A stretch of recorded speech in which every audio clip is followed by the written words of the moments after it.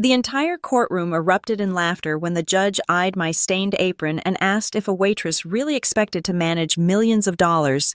I did not argue. I simply tapped the record button on my phone and let them keep talking.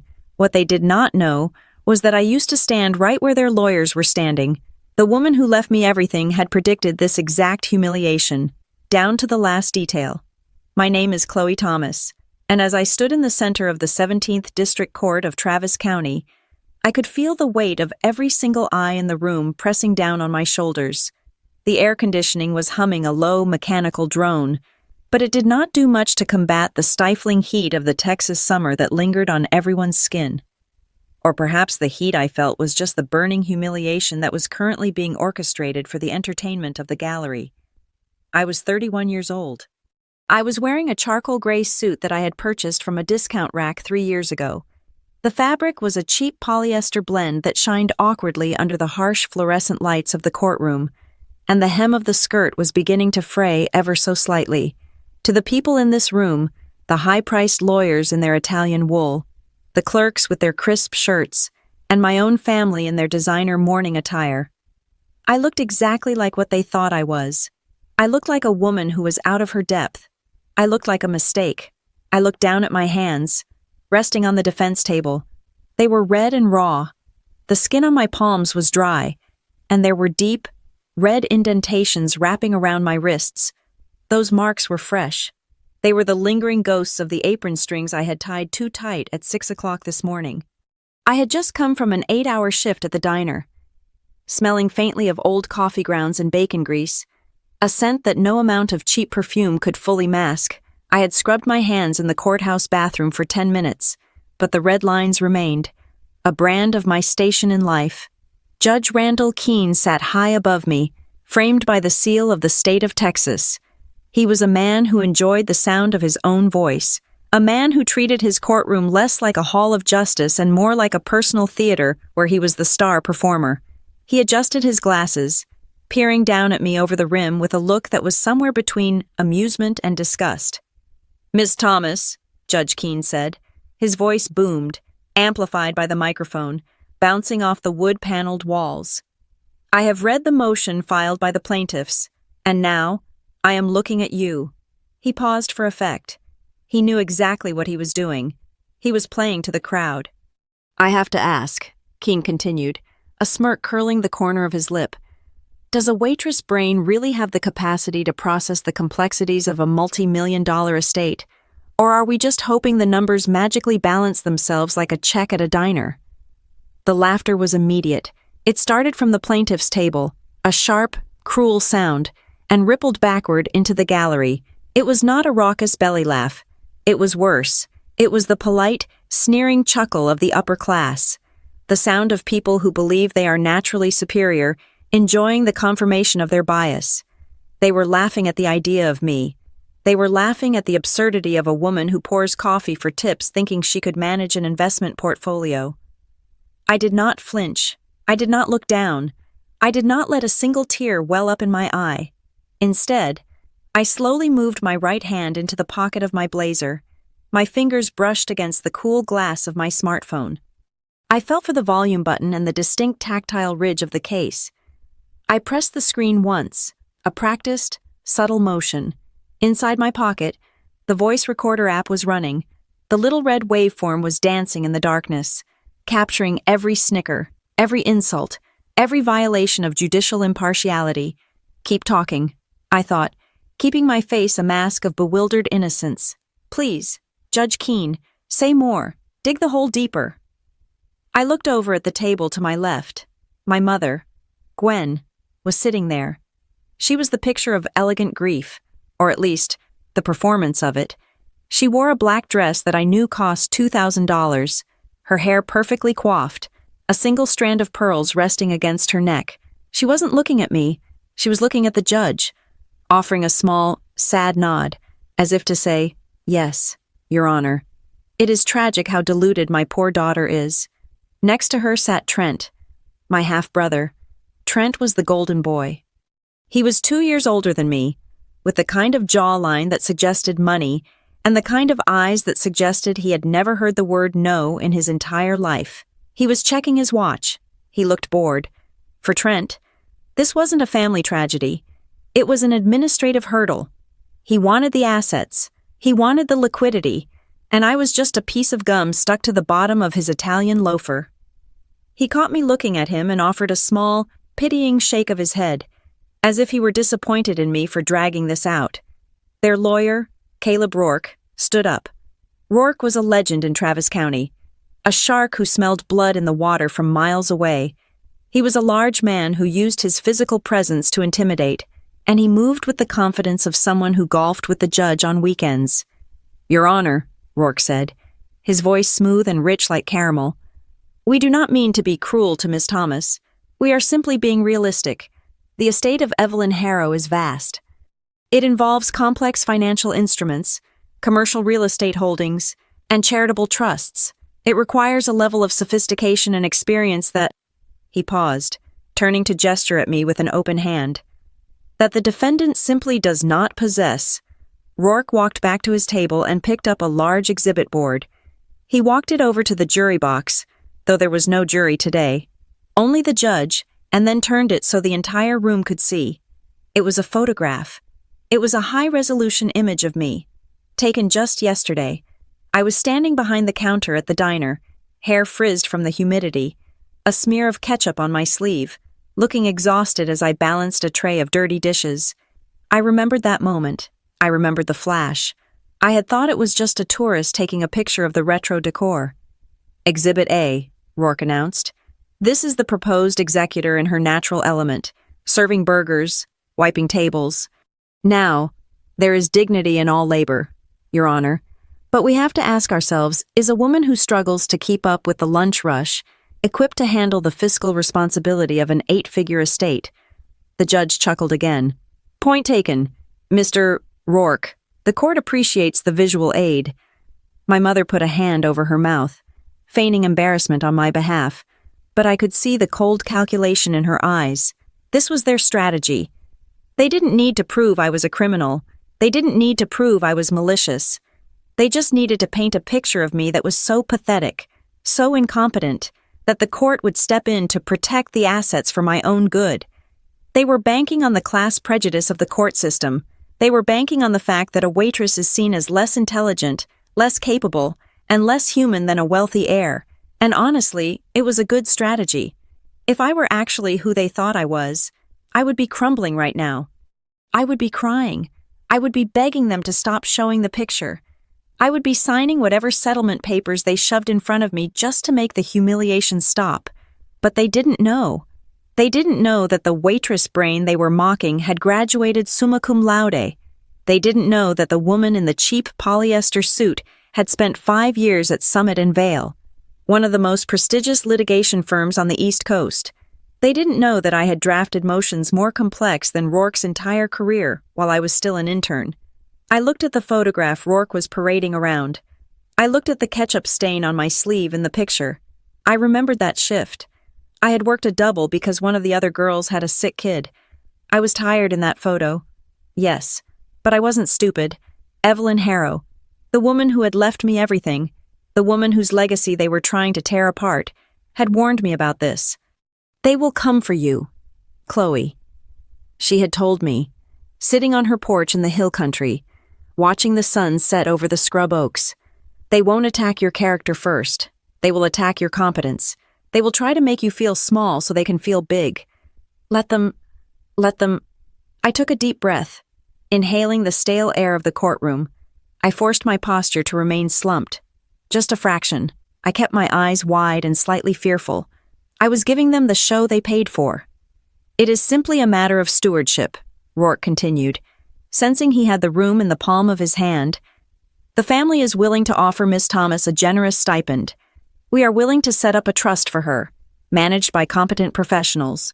We want to ensure she is taken care of, without burdening her with responsibilities she clearly cannot understand." "Generous," the judge mused. "That sounds very reasonable to me. Miss Thomas, surely you can see that your family is trying to help you." I remained silent. The recording on my phone ticked past the 5-minute mark. "Miss Thomas." The judge's voice grew sharper. He didn't like being ignored by the help. I looked up at him. I let a moment of silence hang in the air, heavy and uncomfortable. I saw Rourke smirk. I saw Trent check his watch again. I saw my mother smooth out an invisible wrinkle on her skirt. They think I am here to beg. I told myself. The thought was cold and hard like a diamond in my mind. They think I'm here to ask for pity. They think I'm going to stammer and apologize for existing. No, I am here to finish this. I was here to expose the rot. I was here to let them put their arrogance on the record. Under penalty of perjury, in a public forum, I was here to gather the ammunition that would not only win this case, but would dismantle their reputations brick by brick. Miss Thomas. Judge Keene slammed his gavel down, the sharp crack startling the room into total silence. I am speaking to you. Stand up. I pushed my chair back. The legs scraped against the linoleum floor with a screech that made everyone wince. I stood up slowly, deliberately. I smoothed the front of my cheap jacket. I let my hands rest on the table. Careful not to hide the red marks from the apron strings, I wanted them to see the marks. I wanted them to remember exactly what a waitress looked like. I asked you a question, Judge Keene said, leaning forward, his eyes narrowing. Why should this court believe you are capable of anything more than taking a drink order? Why should I not grant the plaintiff's motion immediately and relieve you of this burden? Speak up. Defend yourself, if you can. The room held its breath. Rourke was grinning. Trent was leaning back, confident the show was over. They were waiting for the waitress to crumble. I looked Judge Keene dead in the eye. I didn't blink. The fear I had been projecting evaporated, replaced by a steeliness that I had forged in the lecture halls of Cambridge, Massachusetts, and sharpened in the boardrooms of Manhattan. Your Honor, I began, my voice steady, clear, and devoid of the trembling hesitation they expected. You asked about my brain. You asked about my capacity. I paused. I could feel the energy in the room shift, just slightly. It was the feeling of a predator realizing that the rabbit it had cornered was not trembling, but waiting. There is a reason I'm standing here, I said, and it is not the reason you think. The question hung in the air, heavy and electrified. Why would a Harvard lawyer be standing here, dressed like a waitress, letting them mock her? They were about to find out that the apron wasn't a sign of weakness.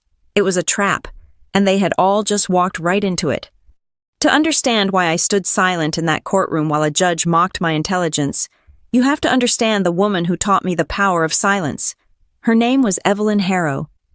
She was not my mother, though she was the only parent I ever truly had. Evelyn was a ghost in the Texas Hill Country. If you drove past her property, all you would see was a rusted gate and a long, winding dirt road disappearing into the scrub oaks and limestone ridges. She did not drive luxury cars, and she did not attend the charity galas where my mother desperately tried to be photographed. Evelyn wore work boots that were older than me and flannel shirts that smelled of cedar and rain, but she owned half the county, a fact she kept buried under layers of shell companies and quiet land trusts. I met her when I was 22 years old. I was a senior in college, competing in the state finals for debate. I was angry back then. My style of argumentation was loud, aggressive, and desperate. I wanted to burn my opponents down because I felt like the world was constantly trying to burn me down. Evelyn was one of the judges. She was the only one who didn't flinch when I slammed my hand on the podium. After the round, she found me sitting on a concrete bench outside the auditorium, smoking a cigarette I didn't actually like, just to calm my shaking hands. She sat down next to me. She didn't say hello. She just looked at my hands. You are loud, she said. Her voice was like dry leaves scraping over pavement. You mistake volume for power. It is a common error. I started to argue, to defend my strategy, but she held up a hand. I am not critiquing your performance. Chloe, you won. I am critiquing your survival instinct. You fight like you are trying to prove you exist. You need to learn to fight like you are the only one who knows the truth. That afternoon, she offered me a deal. It was purely transactional, or so she claimed. She saw what she called a feral legal mind in me. She offered to pay for law school, all of it, tuition, housing, books, living expenses. In exchange, I had to spend my summers working on her ranch, not doing legal work, but fixing fences, clearing brush, and listening. My own family made the decision easy for me. We were not poor. I want to be clear about that. We were not living in a trailer park, scraping by on food stamps. My childhood was defined by a suffocating, beige mediocrity. We lived in a subdivision where every house looked exactly the same, and my mother, Gwen, was terrified that anyone might think we didn't belong there. Gwen was a woman constructed entirely of other people's opinions. To her, I was an accessory. When I brought home straight A's, I was her brilliant daughter. She would parade my report card around her bridge club like a trophy. But the moment I needed something money for a field trip, emotional support after a breakup, or just a mother to listen to me, she would vanish into a migraine or a locked bedroom. Her love was conditional on my ability to make her look good. Then there was Trent, my half-brother. Trent was 33, 2 years older than me, and he had been on the verge of a big break for the last decade. He was handsome in a generic, television commercial sort of way, with a smile that didn't reach his eyes. Trent viewed the world as a series of get-rich-quick schemes. He had moved from day trading to flipping houses to cryptocurrency, always using other people's money, always crashing and burning, and always blaming the market or bad luck. When I told them I got into Harvard Law, the reaction was telling. We were sitting at the dinner table. Trent was poking at a steak that cost more than my weekly grocery budget. "Harvard," Trent said, chewing with his mouth open. "That is expensive. Who is paying for it?" "Because Mom and I are leveraging the equity in the house for my new tech incubator concept. We cannot carry you." "I have a scholarship," I said. I didn't mention Evelyn. I knew if I mentioned a wealthy benefactor, Trent would be at her gate within the hour, pitching a startup idea. "Good," Gwen said, pouring herself a second glass of Chardonnay. "Imagine how it will look in the Christmas newsletter. Chloe is at Harvard. That sounds wonderful." She looked at me, her eyes glazing over. "Just make sure you don't turn into one of those frumpy women in pantyhose. You still need to find a husband. Chloe, a degree won't keep you warm at night." That was the extent of their support. They didn't drive me to the airport. They didn't ask what kind of law I wanted to practice. They just calculated the social currency my acceptance letter gave them and moved on. So I went to Cambridge, and I became two different people, to my family. I was vague. I told them school was fine. I told them I was struggling to keep up. I downplayed every achievement. I realized early on that if I told Trent I was top of my class, he would ask for a loan. If I told Gwen I had secured a clerkship with a federal judge, she would ask me to sue her neighbors over a property line dispute. So I let them think I was barely scraping by. I let them think I was mediocre. It was safer that way, but to Evelyn, and to the world of high-stakes litigation, I was a shark. Evelyn was the one who taught me the difference between noise and signal. During those summers in the Texas heat, while we repaired barbed wire fences that cut into my fingers, she lectured me on the philosophy of conflict. Most people cannot stand silence. Evelyn told me once, we were sitting on her porch, drinking iced tea that was so cold it made my teeth ache. If you stay quiet, Chloe, people will fill the silence with their own insecurities. They will talk to fill the void. And if you let them talk long enough, they will tell you exactly how to destroy them. She also taught me the art of documentation.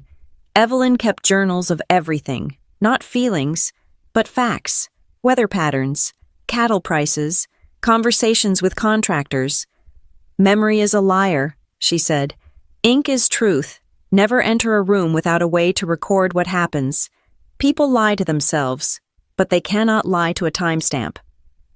I took that lesson to heart, at Harvard, and later at Summit and Vale Legal Group. I became known for my preparation. I was the associate who knew the footnotes better than the partners. I was the one who found the smoking gun in the endless boxes of discovery documents. I spent 5 years at Summit and Vale. I rose through the ranks faster than anyone in the firm's history. I handled complex civil litigation, defending assets worth hundreds of millions of dollars. I wore tailored suits that cost $3,000. I commanded boardrooms. I destroyed opposing counsel with a calmness that terrified them. But when I went home for Christmas, I wore jeans and a sweatshirt. I listened to Trent brag about his latest investment that was definitely going to pay off this time. I listened to Gwen complain that I looked tired, and that I should really consider wearing more makeup. I am just a junior associate, Mom. I would lie. Lots of paperwork, not much money yet.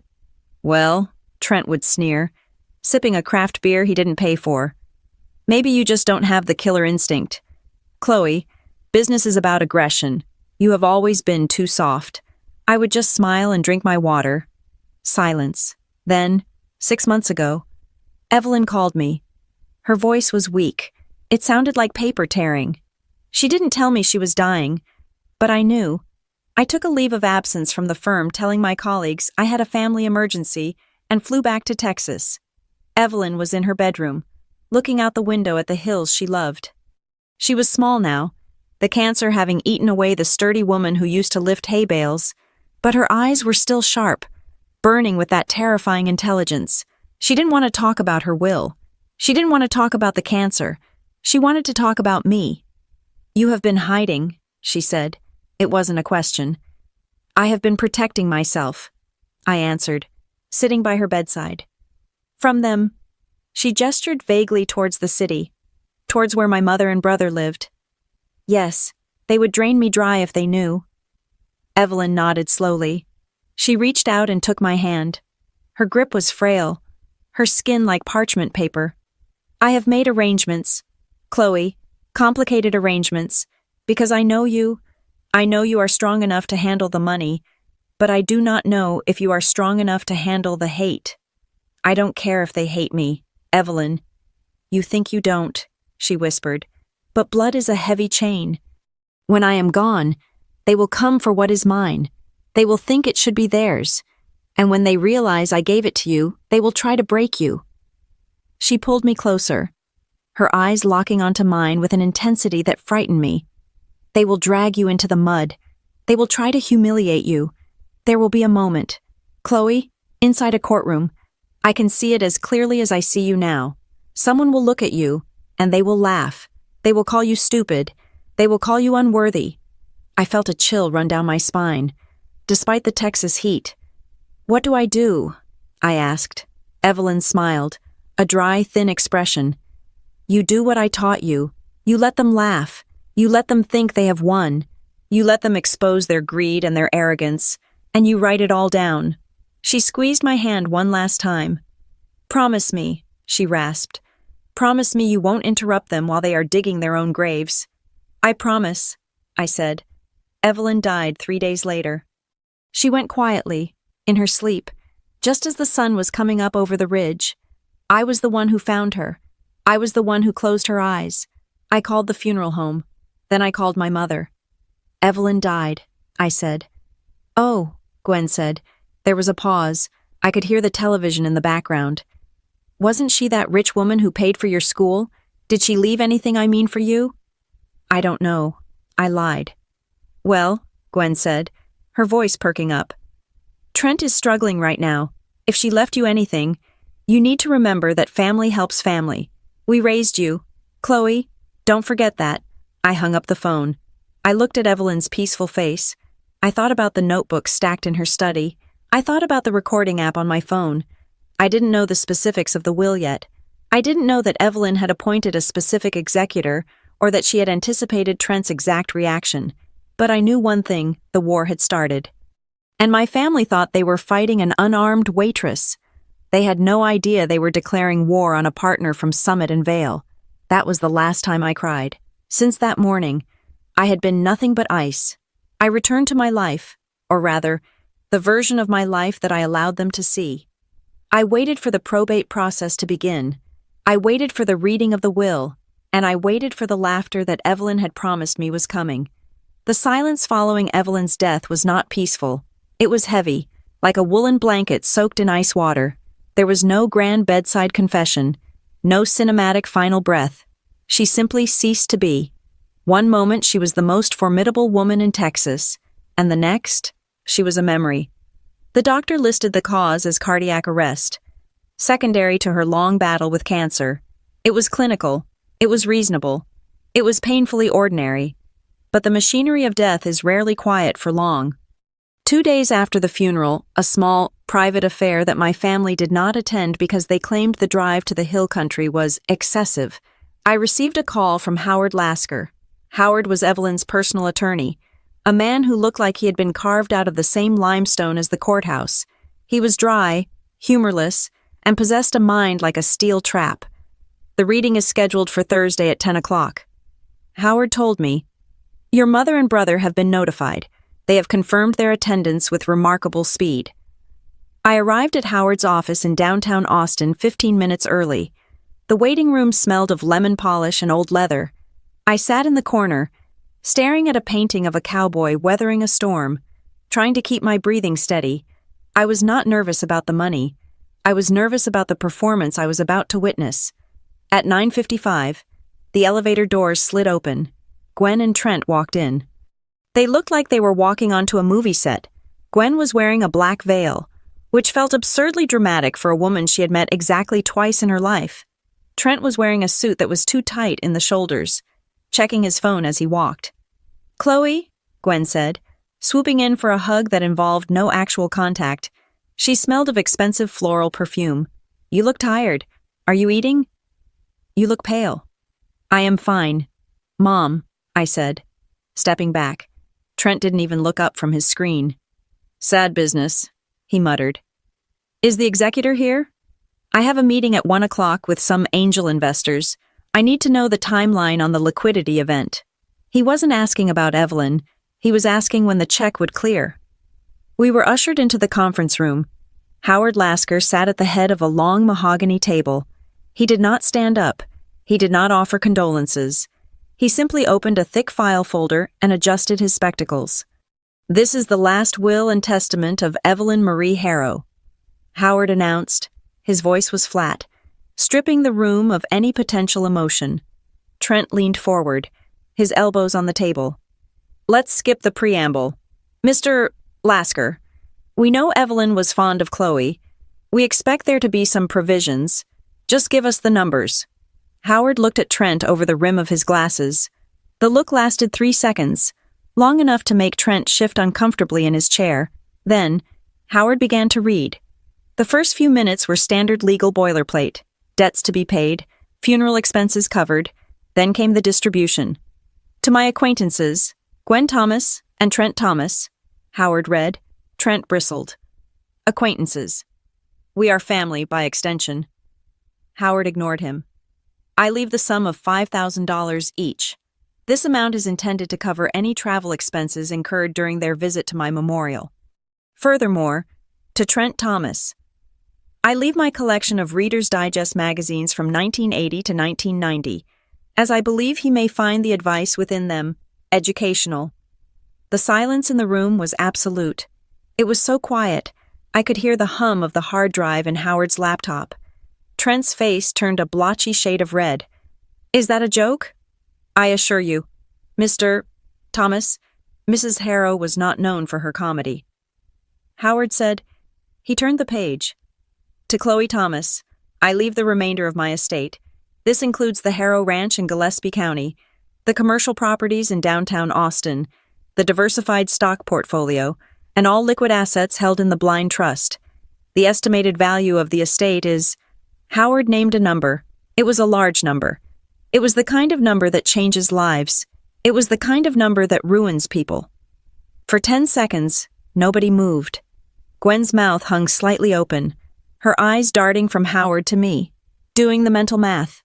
Then, Trent exploded. He stood up so fast his chair tipped over backward, crashing onto the hardwood floor. "No," Trent said. His voice was shaking, not with grief, but with rage. "Absolutely not. This is insane. She was senile. She was out of her mind on pain medication." "Mr. Thomas," Howard said calmly, "I have video documentation of the signing. Mrs. Harrow was of sound mind." "Sound mind." Trent pointed a trembling finger at me. "She was manipulated. Look at her. Chloe has been whispering in that old woman's ear for years, playing the poor, struggling student. It is undue influence. It is elder abuse." I sat perfectly still. I had expected this. Evelyn had told me to expect this. "I never asked her for a dime," I said quietly. "Bull," Trent spat. "You think you can manage this? You work at a diner. Chloe, You drop plates for a living. You have no idea what a portfolio like this requires. You don't have the sophistication. You don't have the experience." Gwen placed a hand on Trent's arm, but her eyes were cold as she looked at me. "Chloe, honey, listen to your brother. This is too much for you. It is dangerous to have this much responsibility when you don't understand the financial world. People will take advantage of you." "Like you are trying to do right now?" I asked. Gwen recoiled, as if I had slapped her. "We are trying to protect you. You are not equipped for this. You are a sweet girl. But you are not capable, not like Trent." Trent straightened his jacket. He had regained his composure, and his face had settled into a mask of smug determination. "We are contesting the will," Trent declared, "on the grounds of undue influence and lack of testamentary capacity, and we will be filing an injunction to freeze the assets until the matter is resolved." Howard Lasker closed the folder. "That is your right, Mr. Thomas. However, I must warn you that Mrs. Harrow included a no-contest clause. If you lose the $5,000. "Keep the $5,000, Trent sneered. "We are coming for the whole thing." They stormed out. The door slammed shut, vibrating the frame. I looked at Howard. He looked tired. "It begins," Howard said. "They will file the motion by tomorrow morning. The estate will be frozen. You won't be able to touch a penny of the inheritance until the judge rules. This could take months, years, if they drag it out." "I know," I said. "I can survive. I have my job. I have my savings." Howard frowned. He tapped his finger on the desk. "There is one more thing.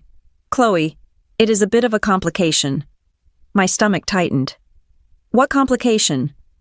"The bank that holds the estate's primary accounts," Howard said slowly. "They have flagged some transactions, specifically the tuition payments Evelyn made to Harvard on your behalf years ago, because the plaintiffs are alleging that you manipulated Evelyn into giving you money over a long period. The bank's compliance department has flagged those transfers as potential evidence of the ongoing scheme." I stared at him. So, Howard said. "Because those transfers went into your personal checking account before going to the university. The bank has temporarily frozen your personal accounts as well. It is an administrative hold pending the investigation." The room seemed to spin. "My personal account?" I asked, my voice rising. "That is my money, my wages, my savings. It is commingled funds, according to their preliminary risk assessment," Howard explained apologetically. "We will fight it. I can file a motion to release your personal funds, but given the size of the claim Trent is making, it will take time, at least 30 days, maybe 60. I sat back in the chair. The reality of what was happening crashed down on me. It wasn't an accident. It wasn't just a compliance issue. Trent and his lawyers knew exactly what they were doing. They knew I lived paycheck to paycheck, or at least, that is what I let them believe. They knew I didn't have a safety net. They weren't just freezing the inheritance. They were freezing me. They wanted to starve me out. They wanted me to be unable to pay rent. They wanted me to be unable to buy groceries. They wanted to force me into a position where I would have to crawl to them and sign a settlement just to eat. I thought about my rent, due in 4 days. I thought about the utilities bill sitting on my counter. I thought about the balance in my wallet, $42. I looked at the window, down on the street. I could see Trent and Gwen getting into their car. They were talking animatedly. Trent was laughing. He probably thought he had just checkmated me. He thought he was dealing with a waitress who would panic at the first sign of financial pressure. He thought he was dealing with a sister who would crumble. I stood up. I picked up my purse. "File the motion."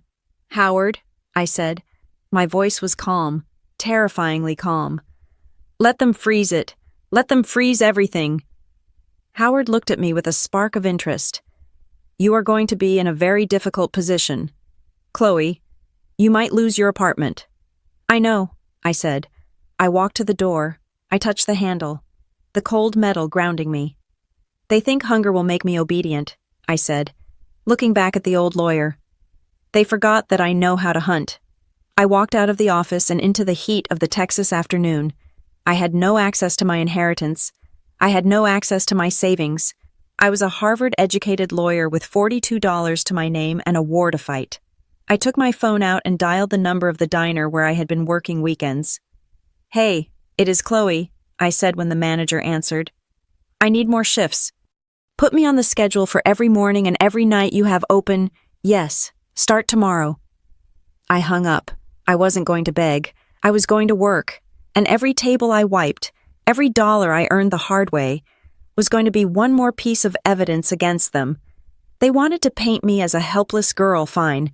I would show them exactly how much a girl could endure. The letter from Summit and Vale arrived via courier at 8 o'clock in the morning. It was on heavy, cream-colored bond paper, the kind that feels like fabric between your fingers. The language was polite, professional, and absolutely devastating, because the probate litigation regarding the Harrow estate involved accusations of fraud and financial impropriety, and because the opposing counsel Trent's hired sharks had raised a formal complaint regarding optics and potential conflicts of interest, the firm was placing me on an indefinite administrative leave, without pay. I sat on the edge of my bed, holding the letter. The sun was streaming through the blinds, illuminating the dust motes dancing in the air. I had $1,200 in cash hidden in a shoebox. My rent was $1,800, due in 10 days.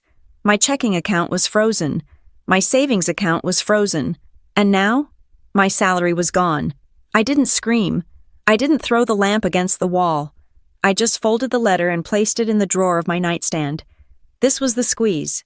This was the moment the trap snapped shut. Trent and Gwen knew that legal battles were not won by truth alone. They were won by attrition. They wanted to bleed me until I was so desperate for a gallon of milk that I would sign away a multi-million-dollar legacy for a pittance.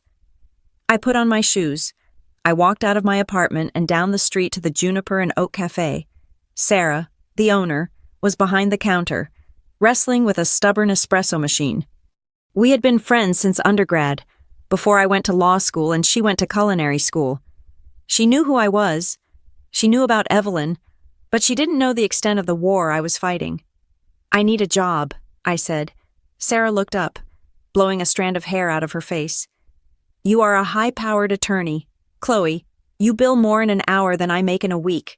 What do you mean, you need a job?" "I am on leave," I said, keeping my voice steady. "My accounts are locked up. Legal trouble with the family. I need cash. Sarah, and I need it today." She looked at me for a long moment. She saw the tension in my jaw, the dark circles under my eyes that concealer couldn't quite hide. She didn't ask questions. She just pointed to the back room. "Apron is on the hook. Shift starts in 10 minutes. Minimum wage plus tips. Don't break my dishes." And just like that, Chloe Thomas, J.D., became Chloe the waitress. The transition was jarring. For the last 5 years, my working life had been defined by silence, air conditioning, and intellectual combat. Now, it was defined by noise, heat, and physical exhaustion. The cafe was popular. It sat on the edge of the university district, drawing a mix of hungover students and wealthy locals from the nearby Tarrytown neighborhood. The lunch rush was a chaotic ballet of clattering silverware and shouting orders. I learned quickly that physical labor is a different kind of tired. It settles in your lower back and throbs in the arches of your feet. I spent hours on my feet, weaving between tables, balancing trays of avocado toast and oat milk lattes. My pride took a hit every time I had to kneel to wipe up a spilled drink. There is a specific way people look at you when you are serving them food. They don't look at you. They look through you. You are a mechanism of delivery, not a person. You are the hands that bring the coffee, not a human being with a history or a future. "Excuse me." A woman in a tennis skirt snapped at me around noon.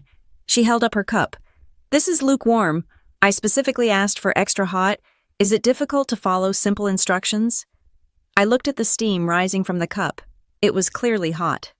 "I apologize," I said, forcing a smile that felt like it might crack my face. "Let me remake that for you." "Do," she said, turning back to her friend without another glance at me. "Honestly, the help these days." I walked back to the kitchen, my hands shaking slightly. I wanted to tell her that I could draft a motion to dismiss that would make her head spin. I wanted to tell her that I understood the tax implications of her husband's offshore accounts better than he did. But I didn't. I steamed the milk. I poured the coffee. I brought it back. "Thank you," she said dismissively. She didn't tip. By 2 o'clock, I was drenched in sweat. My hair was falling out of its bun. There was a stain on my apron from a rogue splash of tomato soup. That was when Mrs. Gable walked in. I recognized her immediately. She was one of Gwen's society friends, a woman who treated gossip like a competitive sport. She was wearing an oversized floral dress and enough gold jewelry to anchor a small boat. She sat at a table near the window, ordering an iced tea. I tried to stay in the back. I asked Sarah to take her table, but we were short-staffed, and Sarah was stuck on the register. I took a deep breath. I walked over with the iced tea. "Here you go," I said, keeping my voice low, hoping she wouldn't look up. She looked up. Her eyes went wide. She looked at my face, then down at my apron, then back at my face. A slow, cruel smile spread across her lips. "Chloe?" she asked. Her voice pitched loud enough to turn heads. "Chloe Thomas. Is that you?" "Hello, Mrs. Gable," I said. "Oh my heavens," she gasped. "Gwen told me you were having some difficulties, but I didn't realize it was this bad." "You are working here." "It is honest work," I said stiffly. Of course," she said, patting my hand with a touch that felt like ice. "It is just so brave of you, to not be ashamed." She reached into her purse. I knew what was coming. I saw the phone. "I have to document this," she said, holding the phone up. "Just so the girls know we should support local businesses. Smile, dear."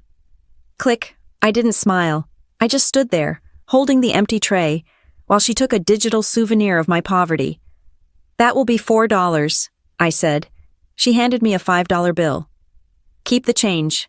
Honey, you look like you need it." I walked away. I put the bill in the tip jar. I felt sick. The text from Gwen arrived 20 minutes later. "Mrs. Gable worked fast.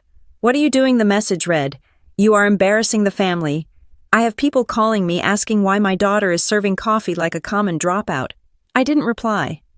10 minutes later, my phone rang. I stepped out into the alley behind the kitchen, leaning against the brick wall next to the dumpster. The air smelled of rotting vegetables and exhaust fumes. "Hello, Mother," I said. "You are self-destructing," Gwen said. Her voice was trembling with that fake, theatrical concern she perfected years ago. "Chloe, listen to me. You are ruining your future. Think about the optics. Think about the court case." "I am thinking about paying my rent," I said. "Since you and Trent froze my bank accounts." "We didn't do that," she lied. "That was the bank. It is procedure. But listen to me. Chloe, if the judge sees you working as a waitress, do you know what he will think? He won't think you are hardworking. He will think you are desperate. He will think you are exactly what we told him you are, unstable, low-functioning." "So I should starve?" I asked. "No."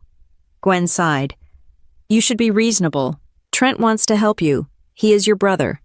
He is sick with worry about you." "Trent has never been sick with worry about anyone but himself." "He has a proposal," Gwen said, her voice dropping to a conspiratorial whisper. "Just hear him out. Don't be stubborn. Chloe, pride is expensive." I hung up. I went back inside. I finished my shift. I wiped down the counters. I swept the floor. I counted my tips, $62. It wasn't enough. But it was something. It was clean money. It was money I earned by standing on my own 2 feet, not by waiting for someone to die. When I walked out of the cafe at 7 o'clock, the sun was setting, casting long orange shadows across the pavement. My phone buzzed again. A text from Trent. "I know you are struggling. I can make it stop. Sign a limited power of attorney. Let me manage the estate assets as a trustee. I will release your personal funds immediately and give you a monthly allowance of $5,000. You can quit the waitress gig. You can go back to being a lawyer. Just let the professionals handle the money. An allowance." He was offering me an allowance for my own inheritance. He wanted to turn me into a child. He wanted me to admit that I was incapable, that I needed Big Brother Trent to save me.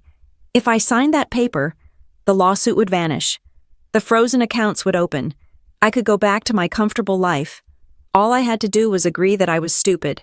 I typed a reply. No. I hit send. I started walking toward the bus stop. My car was out of gas, and I couldn't afford to fill the tank until I got my first full paycheck. As I walked, I felt a prickle on the back of my neck. The sensation of being watched. It is a primal instinct, something left over from when we were prey on the savannah. I stopped. I turned around.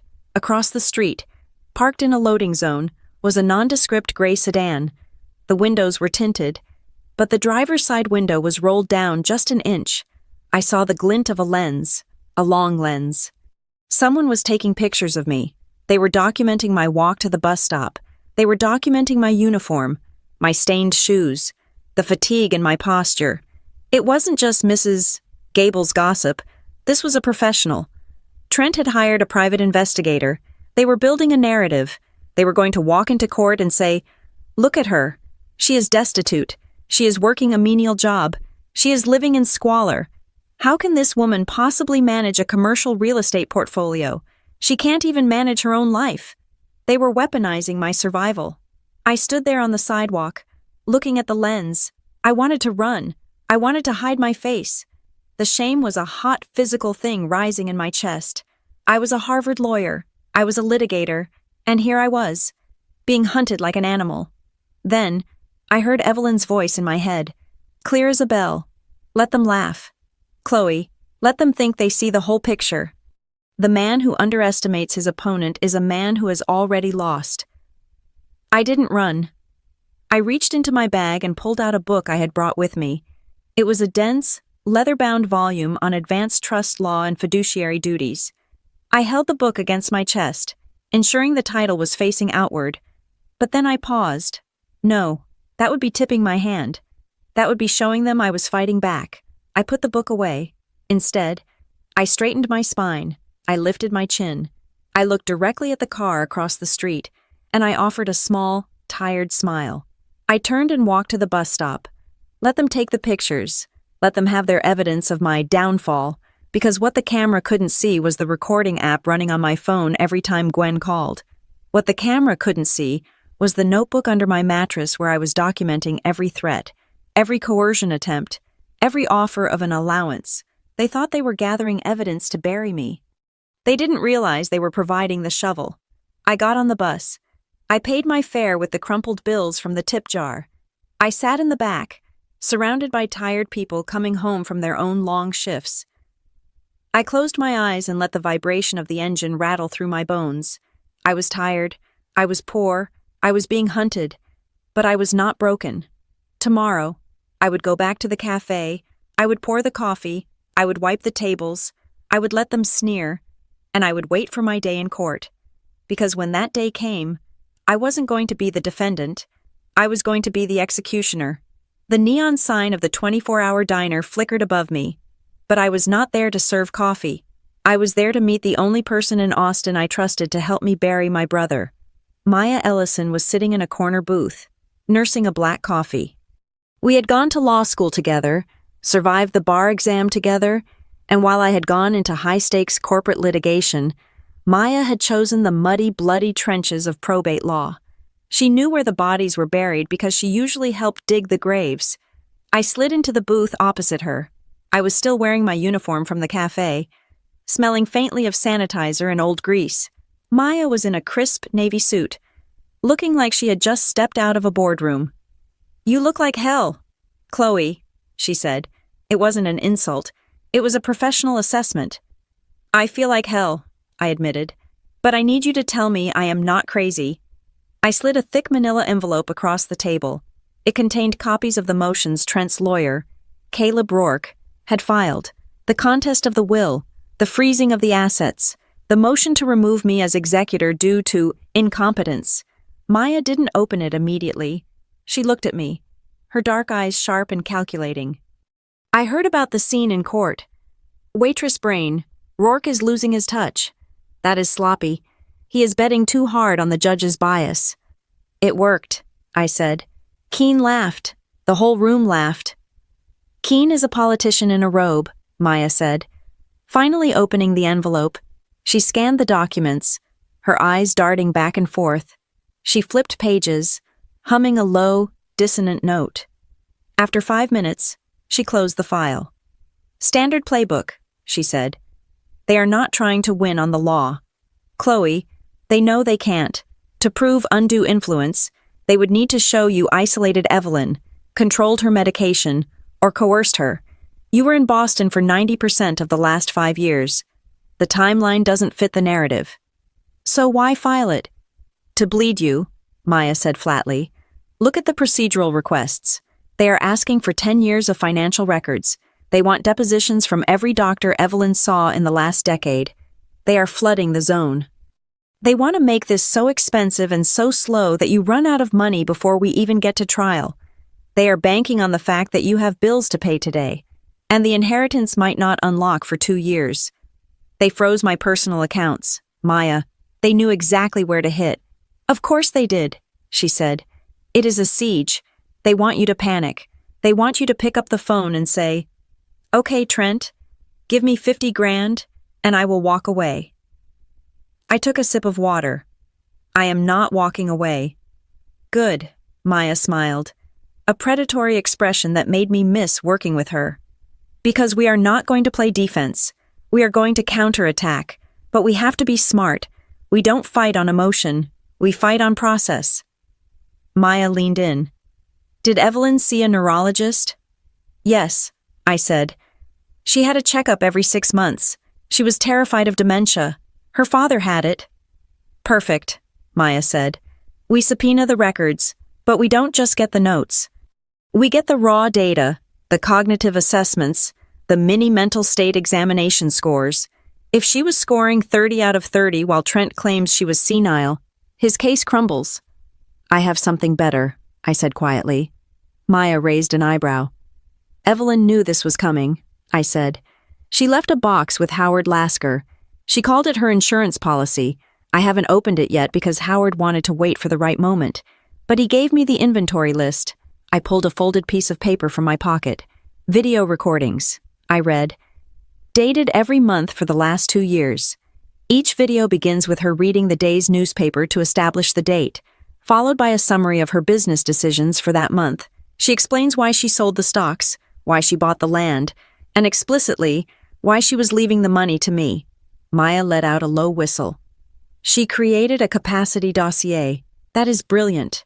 It is admissible as evidence of state of mind. If she is on tape, lucid, articulate, and explaining her logic, it destroys the argument that she was being manipulated. There is more, I continued. She had 2 independent psychiatrists evaluate her the week before she signed the will. They weren't her regular doctors. They were forensic specialists. They signed affidavits, certifying she was of sound mind and free from duress. Maya leaned back, looking genuinely impressed. Your mentor was a shark. Chloe, this isn't just a defense. It is a trap. If we drop this now, the judge might dismiss the case. No, I said. The word came out harder than I intended. If we drop it now, Rourke will find a way to suppress it or claim the doctors were paid off. I want them to commit. I want Trent to testify under oath that she was crazy. I want him to lie on the record, and then I want to play the tape. Maya looked at me for a long moment. You don't just want to win. You want to destroy him. I want the truth to be the only thing left standing, I said. Okay, Maya nodded. Then we play the long game, but you need to survive the siege. How are you holding up financially? I am working, I said. I am picking up double shifts at Juniper and Oak. Chloe, Maya warned, I can float you a loan, a legitimate one, paperwork and everything. You don't have to scrub tables. It plays into their narrative that you are well, serving class. No, I said firmly. I want the court to see me working. I want the judge to see that when my assets were frozen, I didn't steal, I didn't beg, and I didn't manipulate anyone. I went to work. It goes to character. It shows I value labor, unlike Trent, who has never worked a real day in his life. It is risky, Maya said. Rourke will use it to mock you, again. Let him, I said. Evelyn said to let them laugh. Maya tapped her pen on the table. Fine, but we need to document everything, every text from Gwen, every voicemail from Trent. If they approach you, record it. Texas is a one-party consent state. You don't have to tell them. Way ahead of you, I said, tapping my pocket where my phone lived. The next 3 weeks were a blur of exhaustion and adrenaline. I would wake up at 5 in the morning, work the breakfast shift until 2, meet with Maya, or review case files until 6, and then sometimes go back for the dinner shift. My hands were constantly dry. My feet ached with a deep, bone-weary throb, and I was perpetually tired, but I was also focused. Trent, however, was not idle. He began a whisper campaign. I heard it first from Sarah at the cafe. You know people are talking, right? Sarah asked me one afternoon as we were refilling the sugar containers. Let them talk, I said. No. Chloe? I mean specifically. She hesitated. A girl from your brother's country club came in today. She said Trent is telling everyone you are mentally unstable. He is saying you are cosplaying poverty to get attention. He says you have access to money, but you are choosing to work here to embarrass the family and make him look like a monster. My grip on the glass sugar dispenser tightened until my knuckles turned white. It was a brilliant, twisted lie. By framing my survival as a performance, he stripped me of my dignity.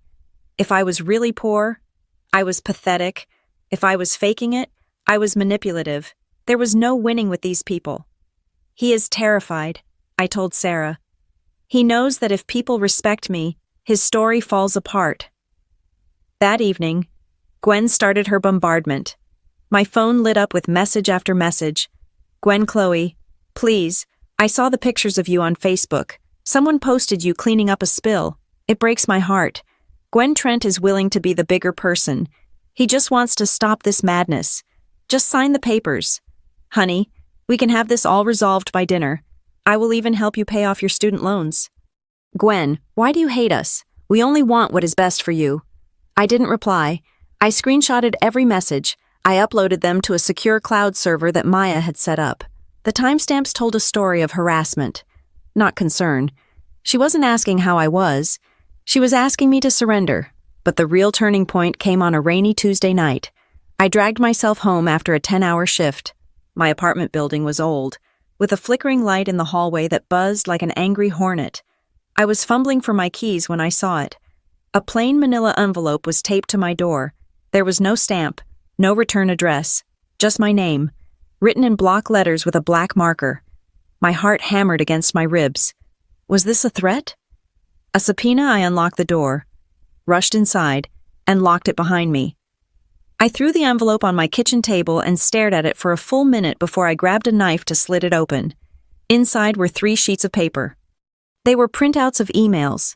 I looked at the dates. They were from 6 months ago, just before Evelyn died. The sender was Trent Thomas. The recipient was Evelyn Harrow. I started reading, and my breath caught in my throat. Subject: urgent investment opportunity. Personal favor, Evelyn. I know we haven't spoken much lately, but I am in a bind. The liquidity for the tech venture hit a snag. I need $500,000 by Friday, or the partners are going to pull out. I can offer you 15% equity. Please, I cannot go to Gwen with this. She thinks the business is already profitable. The next email was dated 2 days later. Subject: urgent. Please, Evelyn, I am begging you. It is not just the business. I leveraged the house. If I don't cover this margin call, I lose everything. You have so much sitting in low-yield bonds. Just a loan. I will pay it back in 6 months. And then, the third page, a reply from Evelyn. Trent, I have reviewed your proposal. It is not an investment. It is a donation to a sinking ship. You have leveraged assets you do not own to fund a lifestyle you cannot afford. I will not give you a penny, not because I do not have it, but because saving you now would only prevent you from learning the lesson you desperately need. Tell your mother the truth. Evelyn. I lowered the papers. My hands were shaking. This changed everything. Trent wasn't contesting the will because he thought I was incompetent. He wasn't fighting for family legacy. He was fighting for his life. He was broke. He had leveraged Gwen's house, our childhood home, and lost the money. If he didn't get control of Evelyn's estate, and soon, the house of cards would collapse.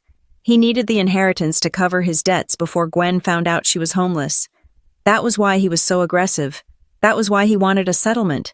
He didn't care about the long term. He needed cash immediately. The motive was clear. It was desperation. But who sent me this? Evelyn was dead. Howard Lasker would have given this to me legally during discovery, not taped to my door. Trent certainly didn't send it. I looked at the envelope again. There was nothing, no markings. Someone else was watching. Someone else knew Trent's secret and wanted him to burn. I picked up my phone and dialed Maya. It was 11 at night. "Tell me you have good news," she answered, her voice groggy. "I have a motive," I said. "And I have proof that Trent lied about his financial standing in the initial deposition." "What do you have?" "Emails," I said. "He begged Evelyn for money right before she died. She refused. He is underwater. Maya. He isn't protecting the estate. He is trying to loot it to pay off gambling debts." There was a silence on the line, and then I heard the rustle of sheets as Maya sat up. "Bring them to me tomorrow," Maya said, her voice sharp and awake. "If those are authentic, we don't just have a defense, we have a weapon." "I will," I said. I hung up and looked at the papers again. "You are not the golden boy. Trent," I whispered to the empty room. "You are just a desperate man with a lot of debt." I carefully placed the emails in my own red binder, right next to the photos of me waiting tables. They wanted a war of attrition. They wanted to see who would blink first. I wasn't blinking. I was just getting started. The courtroom air was stale, recycled through vents that hadn't been cleaned since the 80s. But the suffocating pressure in the room had nothing to do with the ventilation. It was the weight of expectation. Everyone in the 17th District Court expected a slaughter. On one side sat Caleb Rourke. He was a man who cost $600 an hour and looked like he was worth every cent. He had a mane of silver hair, a voice that rumbled like a luxury car engine, and a reputation for tearing witnesses apart until they thanked him for the privilege. Beside him sat Trent and Gwen, looking like the victims of a terrible tragedy, dabbing dry eyes with expensive handkerchiefs.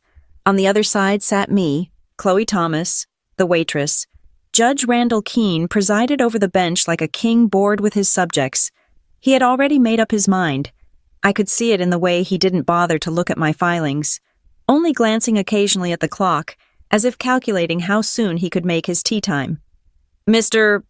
Rourke," Judge Keene said, waving a hand lazily, "you may proceed with your opening arguments regarding the motion for a temporary injunction." Rourke stood up. He didn't walk to the podium. He prowled the center of the room. He didn't look at the judge. He looked at the gallery. He looked at the few reporters who had wandered in, sniffing a scandal. "Your Honor," Rourke began, his voice filling the room without effort, "this case is not about money. It is about protection. It is about stewardship. We are here to save a legacy from being squandered by incompetence." He turned to me then. His eyes were cold. "Dead things. Ms. Thomas claims to be the rightful executor of the Harrow estate, a portfolio worth tens of millions of dollars, commercial real estate, venture capital funds, complex derivatives." Rourke paused, letting the silence stretch. "And yet, until this morning, Ms. Thomas was scrubbing dried egg yolk off a plate at a diner 3 blocks from here." He walked back to his table and picked up a large, blown-up photograph. It was the one Mrs. Gable had taken, me, in my apron, hair messy, looking exhausted. "Exhibit C," Rourke said, holding it up for the judge. "This is the defendant. This is the person who claims she can manage a financial empire. Now, I am a simple man, Your Honor, but I have to ask if Ms. Thomas is the legal prodigy she claims to be. Why is she serving coffee for minimum wage? Why is she living in a walk-up apartment that has been cited for code violations? Why is she effectively destitute?" Judge Keene peered over his glasses at the photo. He let out a sharp, derisive snort. "It is a compelling question, Mr. Rourke," the judge said. "It does seem like a rather dramatic fall from grace for a supposed Harvard graduate. Perhaps the diploma was printed on the back of a menu." Laughter rippled through the courtroom. It wasn't loud, but it was sharp. It was the sound of my humiliation being ratified by the state. I sat perfectly still. My hands were folded on the table, under the table. My right hand was resting on my pocket, feeling the warmth of my phone. The recording app was running. Laugh. I thought, please, laugh louder. I want the microphone to catch the timbre of your arrogance. Call your first witness, the judge said, still smirking. I call Gwendolyn Thomas, Rourke said. My mother stood up. She walked to the stand with the grace of a martyr walking to the stake. She took the oath, her voice trembling just enough to sell the performance. Mrs. Thomas, Rourke said gently, tell us about your daughter. Tell us about Chloe. Gwen looked at me. Her eyes were wet with fake tears. I love my daughter, she said. I love her so much, but she has always been difficult, impulsive. She has a history of making rash decisions. She rejects our help. She cuts us off. She has this idea that the world is against her, and she refuses to listen to reason. And regarding her finances, Rourke prompted. She has never been good with money, Gwen lied. She spends it as fast as she gets it. She doesn't understand the value of $1. That is why we are so worried. If she gets control of Evelyn's estate, she will destroy it, and she will destroy herself in the process. We just want to protect her from her own hubris. Thank you, Mrs. Thomas, Rourke said. Maya, sitting beside me, scribbled a note on her legal pad and slid it to me. Do not react. They want you to scream. I didn't scream. I stood up when it was my turn to cross-examine. Mrs. Thomas, I said. My voice was cool, detached. You stated that I am impulsive and bad with money. Are you aware that I graduated summa cum laude from Harvard Law? Are you aware that I worked for 5 years at Summit and Vail, managing litigation for Fortune 500 companies? Gwen sniffed. I know you had a job. Chloe, I also know you lost it, or quit. We don't really know.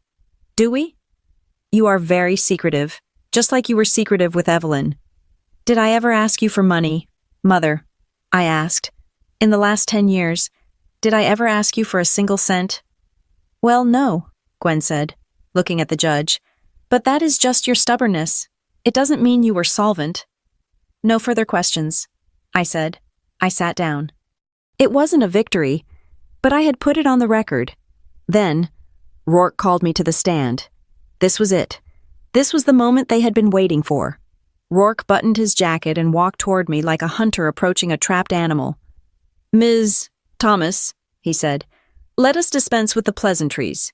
You are working as a waitress because you have no other options, correct? I am working as a waitress because my assets were frozen by your client's motion, I said clearly. I am working because I pay my own bills.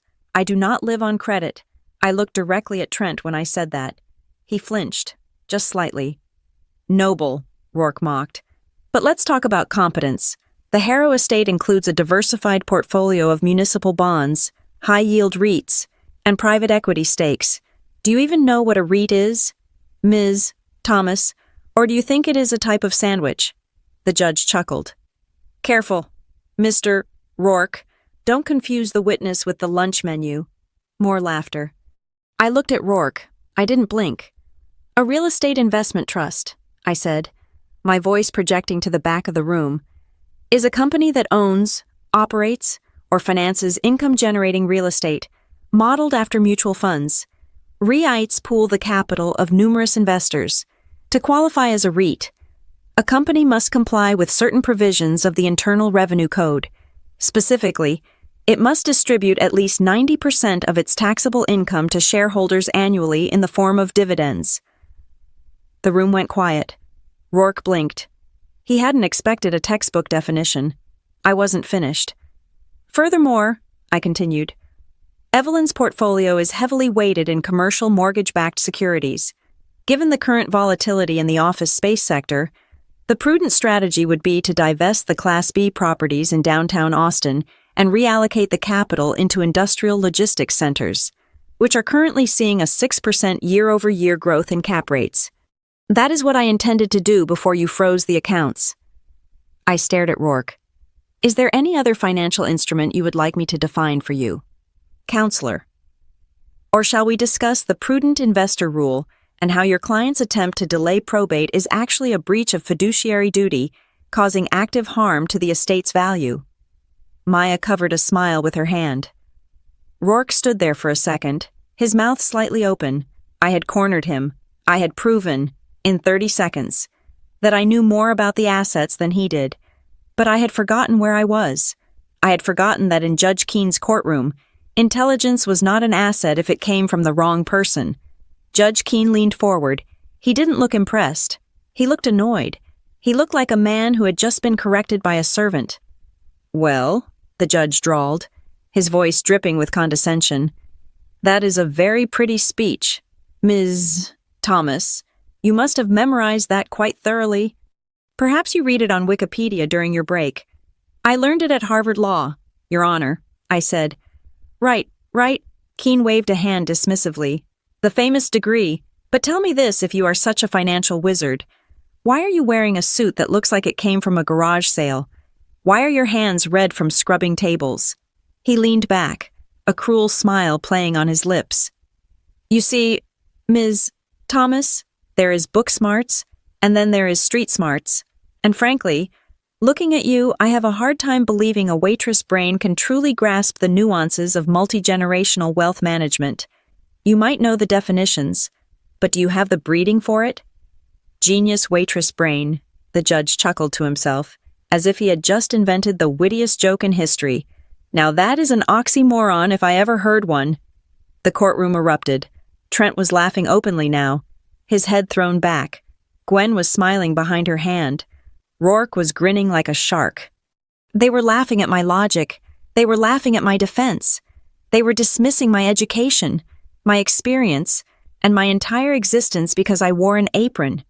My hand tightened on the fabric of my skirt. The anger was a physical heat in my chest, a fire that wanted to consume the entire room. I wanted to scream. I wanted to throw the table over. I wanted to pull out the emails proving Trent was a fraud and shove them down the judge's throat. But then I saw Maya. She wasn't looking at the judge. She was looking at me. She held my gaze, and she gave a microscopic shake of her head. Her eyes were hard and clear. "Let them talk." Her eyes said, "Let them dig." I felt the phone in my pocket. It was still recording, every word, every insult, every prejudiced, biased syllable that fell from Judge Keene's mouth was being captured in high-definition audio. "Waitress brain," I repeated slowly. "Is that your official assessment, Your Honor?" "It is my observation," Keene said, enjoying the crowd's reaction. "And it brings me to my ruling." The laughter died down. The room waited. "Given the complexity of the estate," Keene said, shuffling his papers, "and given the questions regarding the defendant's current stability and lifestyle, I am not comfortable handing over the keys to the kingdom. Not yet." He banged his gavel. "I am granting the plaintiff's motion for a temporary injunction. The assets will remain frozen. Furthermore, I am ordering the appointment of a temporary administrator to oversee the estate until the trial concludes. I am inclined to appoint a family trust committee, headed by Mr. Trent Thomas, to advise on urgent financial decisions." It was a gut punch. He was giving Trent the keys. Not officially, not permanently, but enough. Trent would have oversight. Trent would have access. "But, Your Honor," I stood up, my voice shaking with controlled fury. "Mr. Thomas is a debtor. Giving him access to the estate is—" "Sit down, Ms. Thomas," Keene roared. "Do not lecture me on my rulings. Unless you want to be held in contempt and spend the night in a cell, you will sit down and be quiet. You may be a genius at the diner, but in here, you are just a defendant." I sat down. The gavel banged again. "Court is adjourned." Trent walked past my table. He stopped, just for a second. He leaned down, so close I could smell his expensive cologne masking the scent of his own desperation. "Don't worry, sis," he whispered. "I will make sure to tip you next time I stop by for coffee." He walked away, laughing with Rourke. Gwen followed them, avoiding my eyes. I sat there while the room emptied. I sat there until it was just me and Maya and the bailiff who was looking at me with pity. "He gave them the estate," I said. My voice was hollow. "He gave them a rope," Maya said softly. She began packing up her briefcase. "He just put a man with massive gambling debts in charge of a multi-million-dollar cookie jar, and he did it on the record, after mocking the actual executor based on class prejudice." Maya looked at me. "Do you have the recording?" I pulled the phone out of my pocket. I stopped the recording. The file saved. 2 hours and 14 minutes of pure, unfiltered judicial misconduct. I have it, I said. Good, Maya said. Because Judge Keene just made the biggest mistake of his career. He thought he was crushing a waitress. He didn't realize he was handing a loaded gun to a litigator. I stood up. The red marks on my wrists from the apron strings were throbbing. I am going to destroy him, I said. Not just Trent, the judge, Rourke, all of them. We will, Maya said. But first, we let them get comfortable. We let Trent think he has won. We let him put his hand in the jar. I looked at the empty judge's bench. The seal of Texas hung above it, silent and imposing. They wanted a waitress, I said, turning to leave. I am going to serve them a meal they will choke on. The heavy oak doors of the courtroom swung shut behind us, muting the buzz of the gallery. But the silence in the hallway was far more violent. It was the kind of silence that precedes an explosion. The recess was supposed to be 15 minutes, just enough time for the judge to grab a coffee and for my family to corner me. Gwen moved first. She didn't look like a grieving mother anymore. The mask of the concerned matriarch she had worn inside the courtroom vanished, replaced by the sharp, brittle impatience I remembered from my childhood. She grabbed my arm, her manicured nails digging into the fabric of my cheap suit jacket. "This has to stop," Gwen hissed. Her voice was low, vibrating with embarrassment. "Did you hear them laughing? Did you hear what the judge said? You are making a fool of yourself, Chloe. And worse, you are dragging our name through the mud." Trent stepped in front of me, blocking my path to the water fountain. He held a document in his hand, a crisp, blue-backed settlement agreement. He must have had it printed and ready in his briefcase the entire time. "It is over, Chloe," Trent said. He didn't look angry. He looked triumphant. It was the look of a man who had just watched his opponent fold a winning hand because they didn't know the rules of the game. "Keene is going to appoint the trust committee. That is me. That is us. You heard him? He thinks you are a joke." He slapped the paper against his palm. "Sign the temporary delegation of authority," Trent commanded. "Right now, we go back in there. We tell the judge we have reached an amicable interim agreement, and we stop the bleeding. I will release $5,000 to your account today. You can pay your rent. You can buy some decent clothes. You can stop playing waitress." I looked at the paper, then I looked at Trent. "And if I don't?" I asked. "Then we crush you," Trent said simply. "We drag this out for 2 years. We depose every manager you have ever had. We bring up every mistake you made in high school. By the time we are done, you won't just be broke. You will be unemployable." He leaned closer, invading my personal space. "Face it, Chloe, you are a coffee girl. You wipe tables. You think anyone in that room is going to believe you can manage a hedge fund. You think anyone is going to trust you over me." The air in the hallway seemed to stand still. I looked at my brother. I looked at the sweat beading on his upper lip, the slight tremor in his hand that he was trying to hide. I saw the desperation I had read in his emails to Evelyn. He wasn't a titan of industry. He was a frightened little boy in a suit he couldn't afford. "You asked me a question," I said softly. "What?" Trent snapped. "You asked if anyone would trust me." I said, "But that isn't the real question, is it, Trent? The question isn't who trusts me. The question is who has been told to trust me." Trent frowned. "What are you talking about? You are babbling." I reached into my purse. I didn't reach for my phone this time. I reached for my wallet. It was an old leather thing, battered and worn, but the contents were pristine. I pulled out a small, laminated card. I held it up, right at Trent's eye level. It was my State Bar of Texas identification card. Next to it, I held up a second card, my security clearance badge for the federal courthouse in the Southern District of New York, issued during my time at Summit and Vale. "Read it," I said. Trent stared at the card. He blinked. He squinted. "Chloe Thomas," he read, his voice faltering. "Attorney at law, active status, admitted." He stopped. He looked at the date. "Admitted 5 years ago." I finished for him. I turned to Gwen. She was staring at the cards as if they were radioactive. Her mouth opened, but no sound came out. She looked from the ID to my face. trying to reconcile the image of her failure daughter with the reality of the credential in front of her. You, Gwen stammered. You went to law school, but you said you were struggling. I said school was hard, I corrected her. I never said I was failing. I graduated top 5% of my class. Mother, I was an editor on the law review, and while you were busy telling your friends I was finding myself, I was litigating asset forfeiture cases worth more than Trent's entire imaginary portfolio. Trent took a step back. The color drained from his face so fast, he looked like he might faint. You are a lawyer, he whispered. A real lawyer. Not just a lawyer, I said, tucking the cards back into my wallet.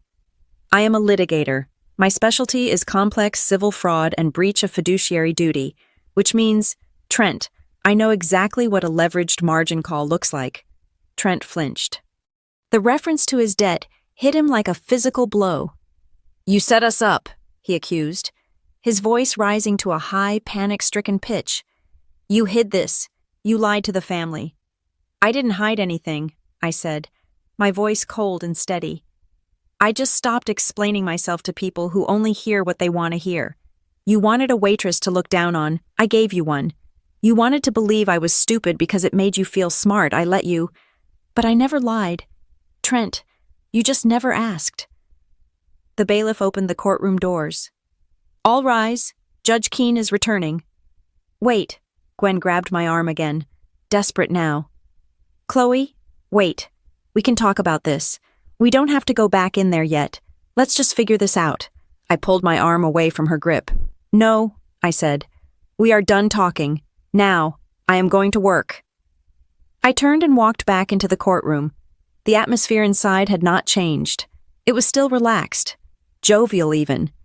Rourke was laughing at something his paralegal had said. The gallery was checking their phones. They thought the show was over. They thought the waitress had been put in her place. I walked to the defense table. Maya was there, her face unreadable, but I saw the spark in her eyes. She knew. Judge Keene swept in, his robes billowing. He sat down and picked up his gavel, looking bored. All right, Keene said. Let us finalize the order for the temporary administrator. Unless there are any final housekeeping matters. Rourke half rose from his chair. Nothing from the plaintiff, Your Honor. We have a draft order prepared for your signature. Ms. Thomas? Keene looked at me, his eyes sliding over me as if I were a piece of furniture. I assume you have no objections that are legally grounded. I stood up. I didn't slump my shoulders this time. I didn't hide my hands. I buttoned my cheap blazer, straightened my spine, and projected my voice from the diaphragm, just as I had done in the Federal Circuit Courts of Manhattan. Actually, Your Honor, I said, I have a motion to introduce regarding the court's finding of competence. Judge Keene sighed, a long, exaggerated sound. Ms. Thomas, we have been over this. I have made my ruling. Do not test my patience with layperson ramblings. This is not a layperson rambling, I said, and it is not a request. It is a disclosure of material fact regarding the qualifications of the executor. I walked around the table. I moved to the center of the room. I moved like a shark. Throughout these proceedings, the court and the plaintiff have operated under the assumption that I lack the requisite sophistication to manage the Harrow estate. This assumption has been based entirely on my current employment in the service industry. We are aware of your job, Ms. Thomas, Keene snapped. Get to the point. The point, Your Honor, is that employment history is not the sole metric of capability. And since Mr. Rourke was so fond of Exhibit C, the photograph of me in an apron I would like to submit. Exhibit D. I signaled to Maya. Maya stood up and handed a folder to the bailiff.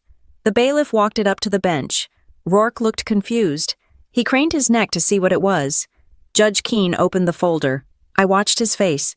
I watched the boredom vanish, replaced by a frown of confusion, and then a sudden, sharp stillness. What is this? Keene asked. That, I said, is a certified copy of my Juris Doctor from Harvard Law School.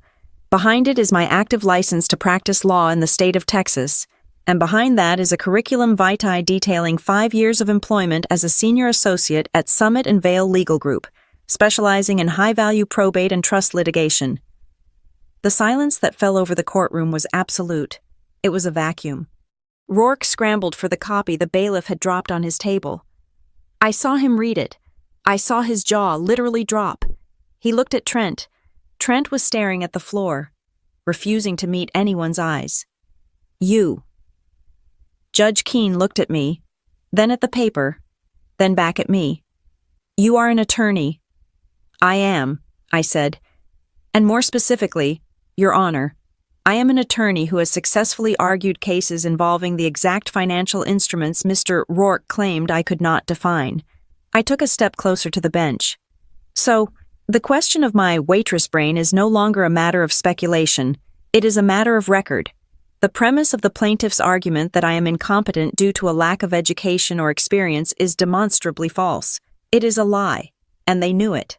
Objection, Rourke shouted, standing up. We did not know the defendant concealed her credentials. I was under no legal obligation to provide a resume to my brother, I shot back, pivoting to face Rourke. The burden of proof was on you to prove incompetence. You chose to rely on a photograph and a stereotype instead of doing your due diligence. That is malpractice. Mr. Rourke, not concealment. Rourke sat down slowly. He knew he was beaten on that point, but I wasn't done. I turned back to the judge. This was the moment. The mask was off. The credentials were on the table, but the true weapon was still in my pocket. However, I said, my voice dropping an octave, becoming deadly serious. The issue today is no longer just about my competence. It is about the proceedings of this court. Judge Keene narrowed his eyes. Tread carefully, counselor. I am treading very carefully, Your Honor, because during this hearing, the court made several statements regarding my intelligence, my background, and my breeding based solely on my appearance and my temporary job. I paused. I let the memory of his laughter fill the room. Statements like waitress brain. Statements implying that service workers are inherently less intelligent. Statements that mock the very citizens this court is sworn to serve. I was making a point, Keene said, his face flushing red. It was judicial rhetoric. It was bias, I corrected him. And unfortunately for the record, Your Honor, it was preserved. I reached into my pocket. I pulled out my phone. I held it up, the black screen reflecting the fluorescent lights. I have a recording, I announced. The room gasped, a collective, sharp intake of breath. Under Texas law, I am a party to this conversation. I recorded the entirety of today's proceedings. I have a high-definition audio file of every joke, every sneer, and every instance where this court prejudged the case based on class prejudice rather than legal merit. Judge Keene froze. He looked at the phone in my hand as if it were a grenade with the pin pulled out. You recorded in my chambers, Keene demanded, his voice shaking. In open court, Your Honor, I said, where there is no expectation of privacy and where judicial conduct is subject to review. I lowered the phone, but I didn't put it away. Now, I said, I am prepared to file a motion for recusal based on verified bias. I am also prepared to submit this recording to the State Commission on Judicial Conduct, because if a Harvard lawyer can be treated with this level of disdain simply because she wears an apron, I shudder to think how this court treats a defendant who actually has no other options. The courtroom was frozen. The clerk had stopped typing. The bailiff was staring at the judge. Rourke looked like he wanted to dissolve into the floor. This wasn't just a probate case anymore. I had just put the judge's career on the chopping block. So, I said, breaking the silence, I suggest we take a recess, a real one. Before this court makes a ruling it cannot unmake. Judge Keene stared at me. His face was a mask of fury and fear. He knew I had him. He knew that if that tape got out, if the media heard a sitting judge mocking a waitress who turned out to be a legal prodigy, he would be finished. Recess, Keene croaked. He banged the gavel so hard it sounded like a gunshot. Chambers, now, he stormed out. I stood there in the center of the room. I felt the adrenaline humming in my veins. Gwen was sobbing quietly in the front row. Trent was pale, staring at the empty judge's chair. Maya stood up and walked over to me. She didn't smile. She didn't high-five me. She just leaned in and whispered. You didn't just twist the knife, Maya said. You broke the handle off.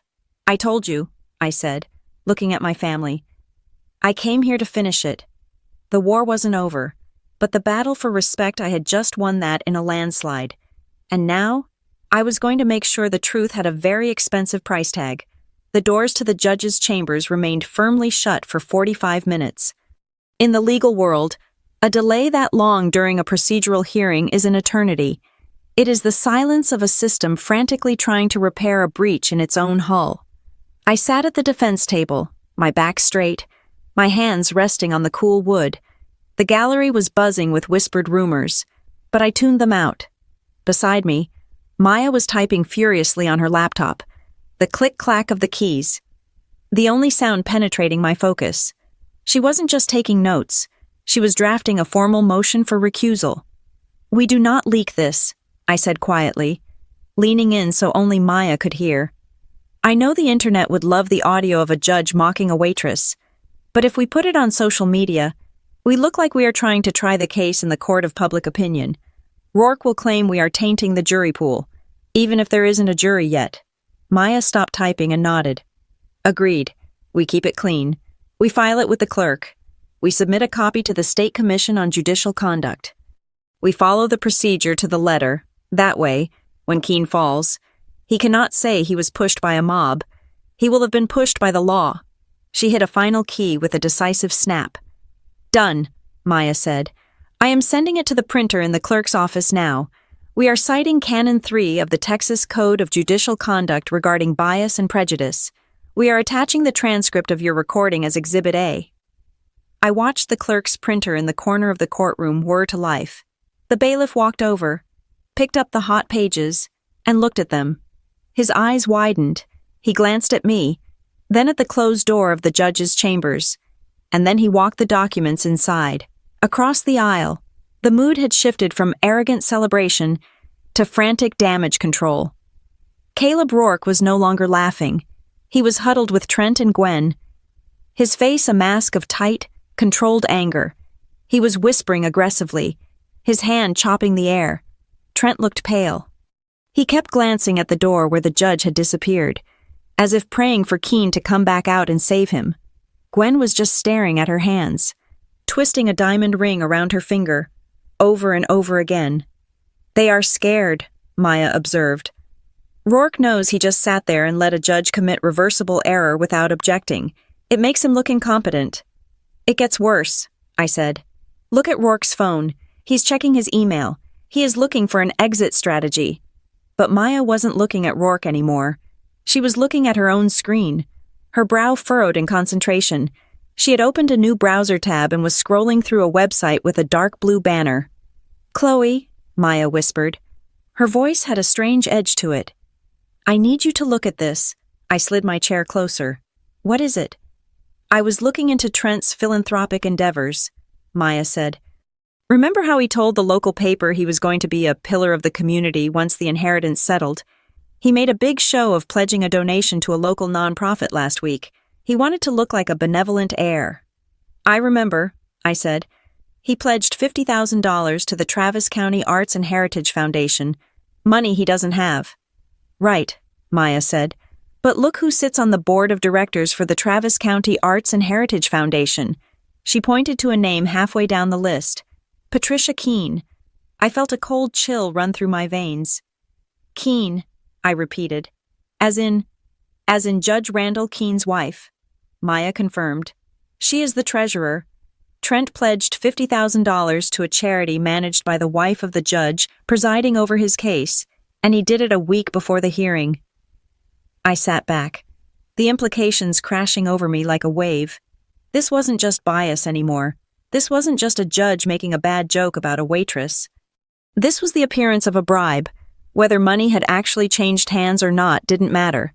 Trent had publicly promised a massive donation to an organization that directly benefited the judge's household, while asking that same judge to hand him control of the estate. That is a conflict of interest, I said, my voice barely a whisper. A massive, undisclosed conflict. Keene should have recused himself the moment the case was assigned. He didn't think anyone would check, Maya said, her eyes gleaming. He thought you were just a waitress. He thought Rourke would steamroll you. The case would be over in a month. and the donation would come through quietly. I looked over at Trent. He wasn't just a desperate debtor anymore. He was a man who had potentially attempted to influence the judiciary. "Print it," I told Maya. "Print the board member list. Print the press release of Trent's pledge. We are adding an addendum to the motion." The printer whirred again. This time, when the bailiff took the papers, I saw Rourke watching. He saw the header on the page, Travis County Arts and Heritage Foundation. Rourke's face went from angry to terrified in a split second. He was a shark, yes, but he was a shark who wanted to keep his license. Being associated with a bribery scandal was a career ender. Rourke grabbed Trent's arm. I could hear his voice hiss across the aisle, loud enough to carry in the silent room. "You didn't tell me," Rourke snarled. "Tell you what?" Trent stammered. "The wife," Rourke whispered, pointing at the paper the bailiff was holding. "You pledged money to the judge's wife's charity. Are you insane? That is ex parte influence. That is a felony if they can prove intent." "I just wanted to look good," Trent said, his voice cracking. "I didn't think—" "That is the problem, Trent," Rourke said, pulling his arm away as if Trent were contagious. "You didn't think, and now you have dragged me into a radioactive waste dump."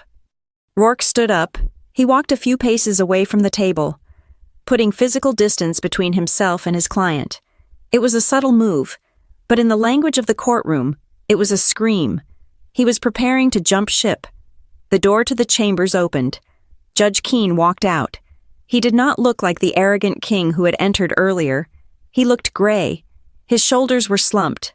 He wasn't wearing his glasses.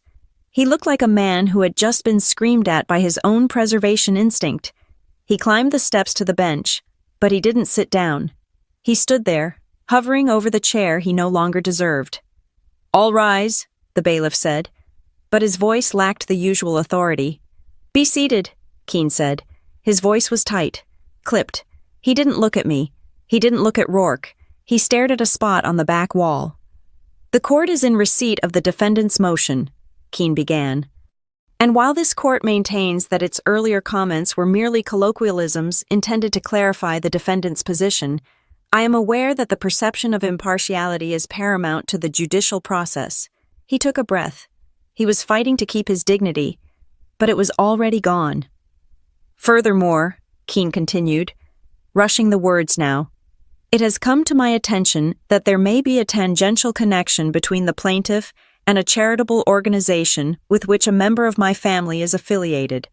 Although this connection had no bearing on my rulings, in the interest of absolute transparency, I am recusing myself from this matter effective immediately." The gallery erupted. Reporters were typing furiously on their phones. "This case is hereby transferred to the docket of Judge Alana Reyes for all future proceedings," Keene said. "The temporary injunction remains in place until reviewed by the new presiding judge. Court is adjourned." He banged the gavel once, a weak, hollow sound, and virtually ran out of the room. It was over. We had knocked the king off the board. Maya let out a long breath. "He ran," she said. "He ran before we could file the ethics complaint formally. He is hoping that if he quits, we will drop the investigation." "We won't," I said. "Evelyn wouldn't want us to." I began packing my bag. My hands were steady now. The adrenaline was fading, replaced by a cold, hard resolve. I felt a presence beside me. I turned to see Gwen standing there. Her eyes were red, her mascara smeared. She didn't look like the society woman who judged my shoes. She looked old. "Chloe," she said. Her voice was a broken whimper. "Mother," I acknowledged her, not stopping my packing. "Why are you doing this?" she asked. Tears were streaming down her face, cutting tracks through her foundation. "You just destroyed a judge. You humiliated your brother. Everyone is going to know. The papers, they are going to write about us. They are going to write the truth," I said. "The truth?" Gwen grabbed my hand. Her palms were clammy. "The truth is that you are vindictive. You are tearing this family apart for money. Is that what Evelyn taught you? To hate your own blood?" I pulled my hand away gently but firmly. "Evelyn taught me that family is about how you treat people, not whose DNA you share," I said. "And as for tearing the family apart, I didn't make Trent leverage your house. I didn't make him bribe a judge. I didn't make him lie." "He is your brother," Gwen cried out, causing a few lingering people to turn and look. "He made a mistake. He is desperate. If you expose him, he goes to jail. Is that what you want? Do you want to see your brother in handcuffs? Think about our honor. Chloe, think about the family name." I looked at her. I looked at the woman who had watched me scrub tables for weeks and felt nothing but shame, not for my struggle, but for how it reflected on her. "Honor," I repeated the word, tasting the bitterness of it. "Yes, honor," Gwen pleaded. "Please, Chloe, drop the motion. Let him settle. Save our reputation." I zipped up my bag. I slung it over my shoulder. I looked my mother in the eye, and for the first time in my life, I didn't see a parent. I saw a stranger who had simply been present while I grew up. "Mother," I said, "you have it backwards. Honor is not destroyed by the truth. It is destroyed by the behavior you are trying to hide, the shame you feel right now. That isn't me. That is the bill coming due for 30 years of pretending you were better than everyone else." Gwen recoiled, as if I had physically struck her. I walked past her. Trent was standing by the exit. He looked shell-shocked. Rourke was already gone. He had likely sprinted to his car to call his malpractice carrier. Trent looked at me. His eyes were dark, filled with a mixture of fear and something else, something sharper, hate. "You think you won," Trent whispered as I passed him. "I think I just found a new judge," I said. "One who won't care about your charity pledges." "Judge Reyes," Trent said. He tested the name on his tongue. Then, a slow, ugly smile spread across his face. It wasn't the smile of a winner, but it was the smile of a man who had one last grenade in his pocket and was ready to pull the pin. "You really should have taken the settlement, Chloe," he said, "because you don't know what I found in Evelyn's house. You don't know who I found." I stopped. "What are you talking about?" "You will see," Trent said. "Judge Reyes likes witnesses, real, emotional witnesses, and I found one who is going to break your heart." He pushed past me and walked out into the bright, blinding sunlight of the Texas afternoon. I stood there for a moment, the chill of the air conditioning settling on my skin. "He is bluffing," Maya said, coming up beside me. "He has nothing. We have the medical records. We have the videos. We have the law." "He isn't bluffing," I said, watching the door swing shut. "I know that look. That is the look of a rat that found a new hole." "Who could he possibly have?" Maya asked. "Evelyn was a recluse. She had no family besides you." "I don't know," I said, "but we are going to find out." I walked out of the courthouse. The sun hit my face, but it didn't feel warm. The victory with Judge Keene felt hollow now. I had won the skirmish, but the war had just shifted to new ground. Judge Alana Reyes. I knew her reputation. She was strict, fair, and obsessed with the moral character of the parties involved. She didn't care about loopholes. She cared about the human element. If Trent had found someone a witness who could attack my character, or Evelyn's intentions on a personal level, then all the medical records in the world might not save me. I took out my phone. I had a shift at the cafe in 2 hours. "Are you still going in?" Maya asked, incredulous. "You just took down a judge. Go home. Rest." "No," I said, putting my sunglasses on. "I am going to work, because until the gavel bangs for the last time, I am still just a waitress fighting for her life, and I have tables to turn." I started walking toward the bus stop. The fight was far from over, and if Trent wanted to play dirty, he was about to learn that mud wrestling was a lot harder when your opponent knew how to hold their breath. The air in the courtroom of Judge Alana Reyes was different. If Judge Keene's courtroom had been a circus, this was a sterile operating theater. There was no gallery of gossip-hungry spectators, no laughing clerks, and absolutely no tolerance for theatrics. The wood paneling seemed darker here, the lights starker. Judge Reyes sat behind the bench like a statue carved from granite, her eyes scanning the files with a terrifying, silent efficiency. She did not smile. She did not joke. She simply worked. I sat next to Maya, my hands folded on the table. My family sat across the aisle. They looked smaller today. Trent was hunching forward, his expensive suit looking like a costume he had worn too long. Gwen was pale, her eyes darting around the room as if searching for an exit that didn't exist. They missed Judge Keene. They missed the bias. Now, they were facing the raw, cold machinery of the law, and they were terrified. Mr. Rourke has withdrawn from this case, Judge Reyes announced, her voice crisp and dry. Mr. Sterling, you are now representing the plaintiffs. A young, nervous-looking lawyer stood up next to Trent. Yes, Your Honor, we are ready to proceed. Good, Reyes said. I have reviewed the files transferred from the previous court. I have seen the allegations of undue influence and lack of capacity. I have also noted the irregularities in the previous hearings. We will not be repeating those mistakes. Call your witness. Trent leaned over and whispered something to Sterling. Sterling nodded and cleared his throat. We call Martha Higgins to the stand. This was Trent's bombshell. The witness he had threatened me with in the hallway. Martha Higgins walked in. She was a woman in her 60s, wearing a floral dress that had seen better days. I recognized her immediately. She had been a relief caretaker for Evelyn, someone who came in on weekends to help with cooking and cleaning about 2 years ago. She took the oath. Mrs. Higgins, Sterling began, trying to project confidence. You spent time with Evelyn Harrow in her final years, correct? I did, Martha said, gripping her purse. I was there every Saturday for 6 months. And did you observe the defendant, Chloe Thomas, interacting with Mrs. Harrow? I did. Martha nodded vigorously. She was always there, always whispering. She would take Mrs. Harrow into the study and close the door, and when they came out, Mrs. Harrow would look tired, confused. I heard Chloe telling her she needed to sign papers, pushing her. Trent looked at me with a smirk. It was a weak smirk, but it was there. He thought this proved coercion. Thank you, Sterling said. No further questions. Maya stood up. She didn't walk to the podium. She just stood at our table, looking at a single sheet of paper. Mrs. Higgins, Maya said pleasantly, you stated you worked for Mrs. Harrow for 6 months. Could you clarify the dates of your employment? Martha blinked. Well, it was 2 years ago, roughly. According to the payroll records, Maya said, you were employed from January to June of 2 years ago. Is that correct?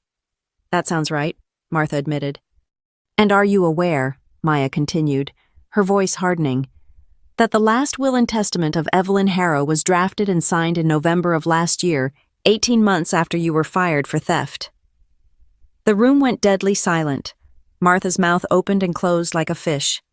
I wasn't fired, she stammered. We parted ways.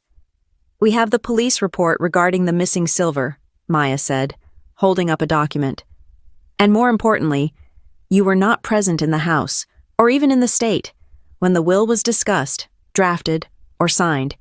You have no personal knowledge of Evelyn Harrow's state of mind during the relevant period. Is that correct? I know what I saw back then. Martha cried out, looking at Trent for help. You saw a granddaughter helping her grandmother with paperwork, Maya said dismissively. Move to strike the testimony as irrelevant and prejudicial. Sustained, Judge Reyes said immediately. Witness is dismissed. Mr. Sterling, if you have no actual evidence, do not waste my time. Trent's face turned a sick shade of gray. His ace in the hole had just been revealed as a joker. Your Honor, I said, standing up. The defense would like to present its case regarding capacity. We do not rely on the memories of disgruntled employees. We rely on the decedent herself. I walked to the center of the room. I placed a flash drive on the clerk's desk. Exhibit F, I announced. The Harrow Capacity Dossier. The large screen on the courtroom wall flickered to life, and there she was, Evelyn. She was sitting in her favorite armchair by the window, the Texas sunlight framing her silver hair. She looked thin, frail even, but her eyes, those steel blue eyes, were blazing with intelligence. She held up a copy of the Austin American Statesman. Today is November 14th.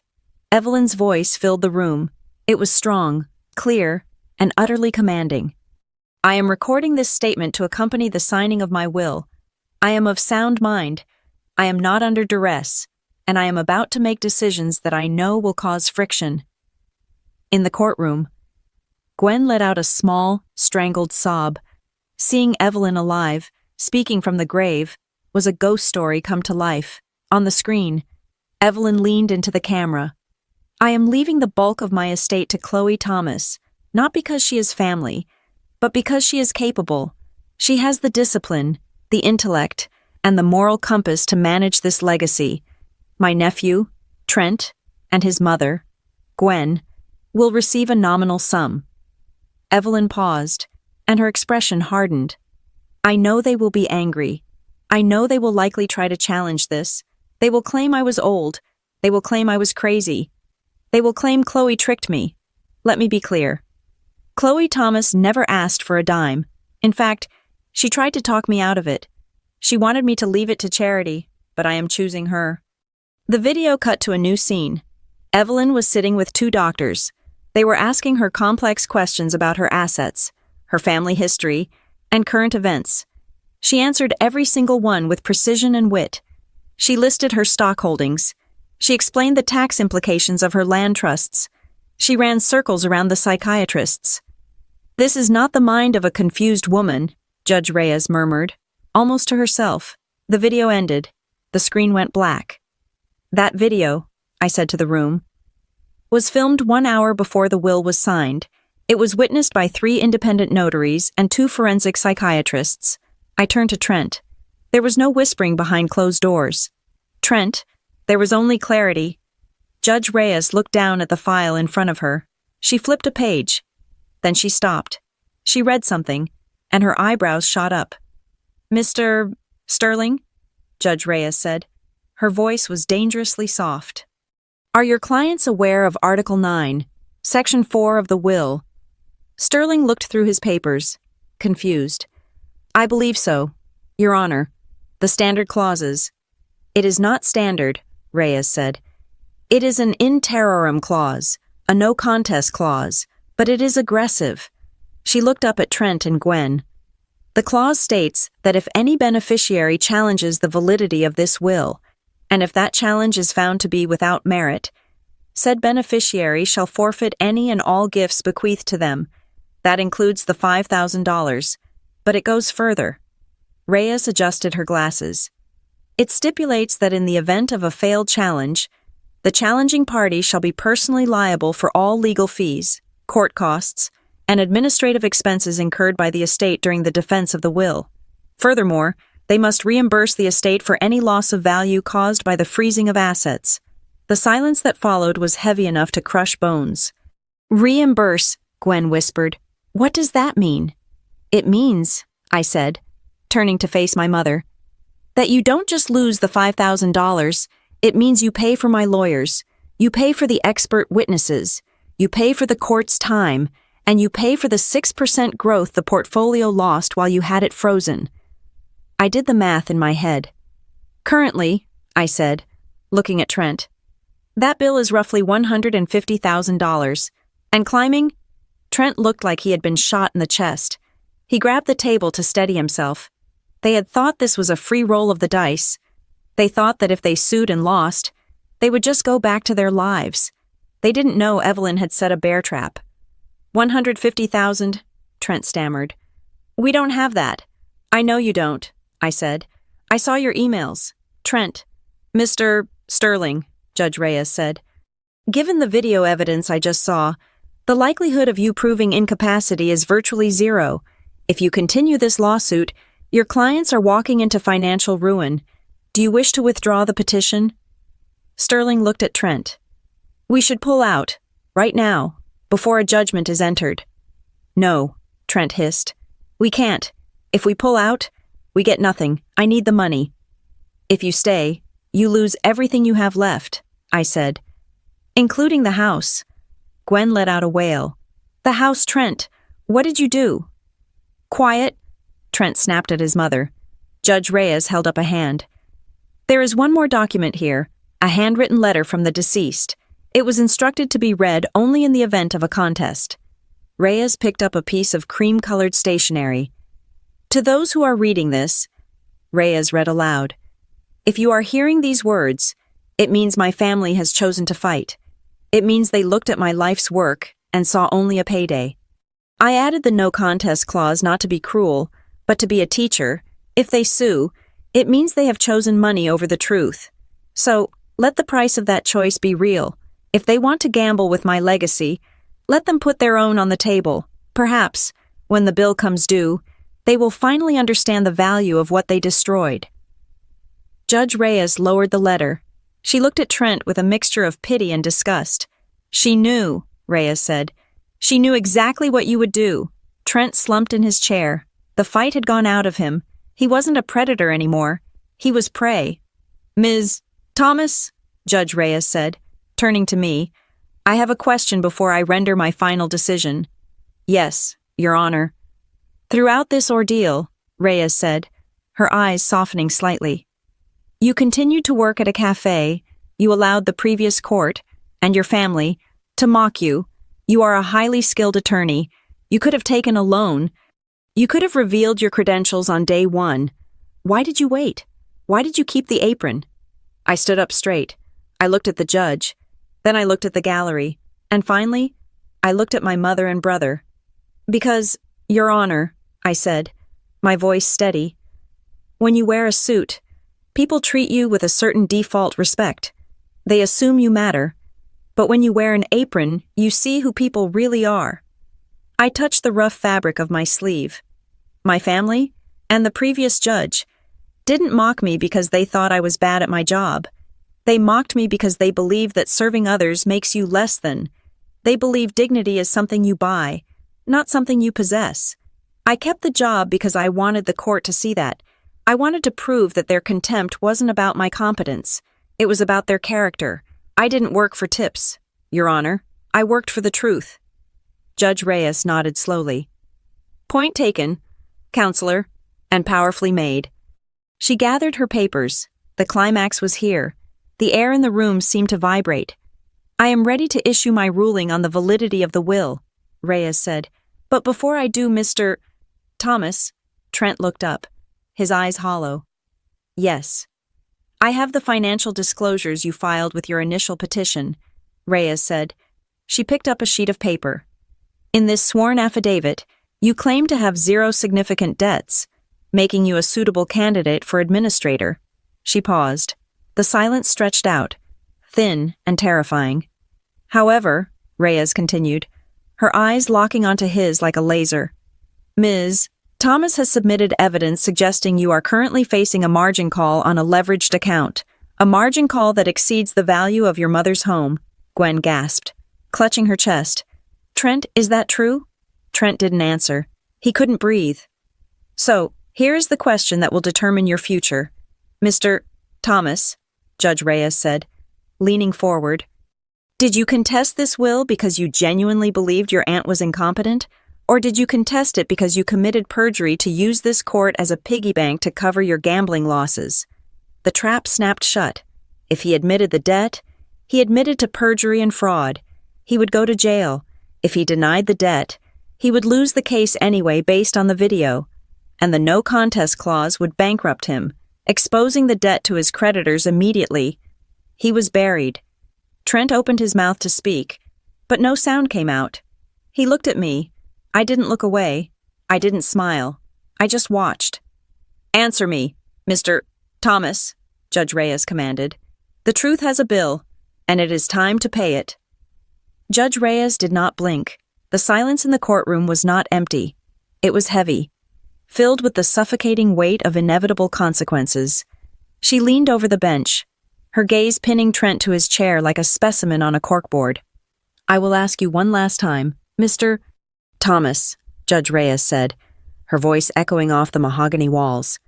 Do you have a single piece of concrete, admissible evidence that your aunt was coerced? Do you have a medical report? A witness who has not been discredited? Or do you simply have a photograph of an apron and your own sense of entitlement? Trent looked at his lawyer. Sterling. But Sterling was staring at his shoes, visibly distancing himself from the blast radius. Trent looked at Gwen, but she was clutching her chest, her face pale with the dawning realization of what his silence meant. Trent started, his voice cracking. It is not about the evidence. It is about what is right. It is family money. It belongs to us, to the people who know how to use it. How to use it, Judge Reyes repeated, raising an eyebrow. You mean, use it to pay off the margin call you denied having in your sworn affidavit? I had to, Trent shouted, snapping under the pressure. The veneer of the successful businessman shattered completely. The market turned on me. I just needed a bridge loan. Evelyn had millions sitting in low-yield bonds doing nothing. She was dead. She didn't need it. I need it. If I don't cover the position by Friday, they take the house. They take everything. The admission hung in the air, naked and ugly. Gwen let out a low, keen sound. The house. You said the house was safe. You said you leveraged the commercial properties. I lied, Trent screamed at her, his face blotchy and wet with sweat. I lied because you wouldn't give me the signature otherwise, but it doesn't matter now, does it? Because she stole it? He pointed a shaking finger at me. She stole my bailout. Judge Reyes banged her gavel. It wasn't a call for order. It was a period at the end of a sentence. Let the record show, Reyes said, her voice ice-cold, that the plaintiff has admitted in open court that his motivation for this contest was not a concern for the decedent's capacity, but a personal financial exigency resulting from his own mismanagement of funds. She turned her eyes to me. Ms. Thomas, she said, the court finds that the last will and testament of Evelyn Harrow is valid, rational, and executed with full testamentary capacity. The allegations of undue influence are dismissed with prejudice. She shifted her papers, the sound loud in the silent room. Furthermore, the court finds that this contest was brought in bad faith. Therefore, I am enforcing the no contest clause in its entirety. The plaintiff, Mr. Trent Thomas, and by extension, the co-plaintiff, Mrs. Gwendolyn Thomas, are hereby disinherited. They forfeit the $5,000 bequest. Trent slumped forward, burying his head in his hands, but Reyes was not done. Additionally, the judge continued, per the terms of the clause, the plaintiffs are ordered to reimburse the estate for all legal fees, court costs, and administrative expenses incurred during this litigation. I am also granting the defendant's motion for damages regarding the loss of value due to the asset freeze. The total judgment against the plaintiffs is set at $162,000, payable immediately. $160,000, Gwen whispered, horrified. We don't have that, if he loses the house. Then you will have to declare bankruptcy, Judge Reyes said, without a shred of pity. That is the cost of filing a frivolous lawsuit in my courtroom. She looked at Trent one last time. Mr. Thomas, I am also referring the transcript of this hearing to the District Attorney's Office for review regarding potential perjury charges related to your initial financial disclosures. You may step down. The gavel came down. Bang. It was over. The bailiff moved toward Trent, not to arrest him yet, but to ensure he didn't do anything rash. Sterling was already packing his briefcase, practically running for the door. I stood up. I felt a hand on my shoulder. It was Maya. You did it, she whispered. You buried them. No, I said, gathering my files. They buried themselves. I just handed them the shovel. We walked out of the courtroom and into the lobby. The air conditioning out here felt different. It felt like freedom. I was halfway to the exit when I heard the click-clack of heels behind me. Chloe. I stopped. I turned around. Gwen was running toward me. She looked like a wreck. Her hair was coming loose from its perfect bun, and her eyes were wild with desperation. She stopped a few feet away, reaching out as if to hug me, then dropping her hands when she saw the look on my face. Chloe, please, she begged. You have to stop this. You can waive the judgment. You are the executor. You can choose not to enforce the debt. Why would I do that? I asked calmly. Because we are family, Gwen cried, tears streaming down her face. Trent made a mistake, a terrible mistake, but if you make us pay that money, we will be on the street. They will take the house, my house, the house you grew up in. The house you told me to leave when I was 18 because I wasn't successful enough. I asked. I was trying to motivate you. Gwen sobbed. I always loved you.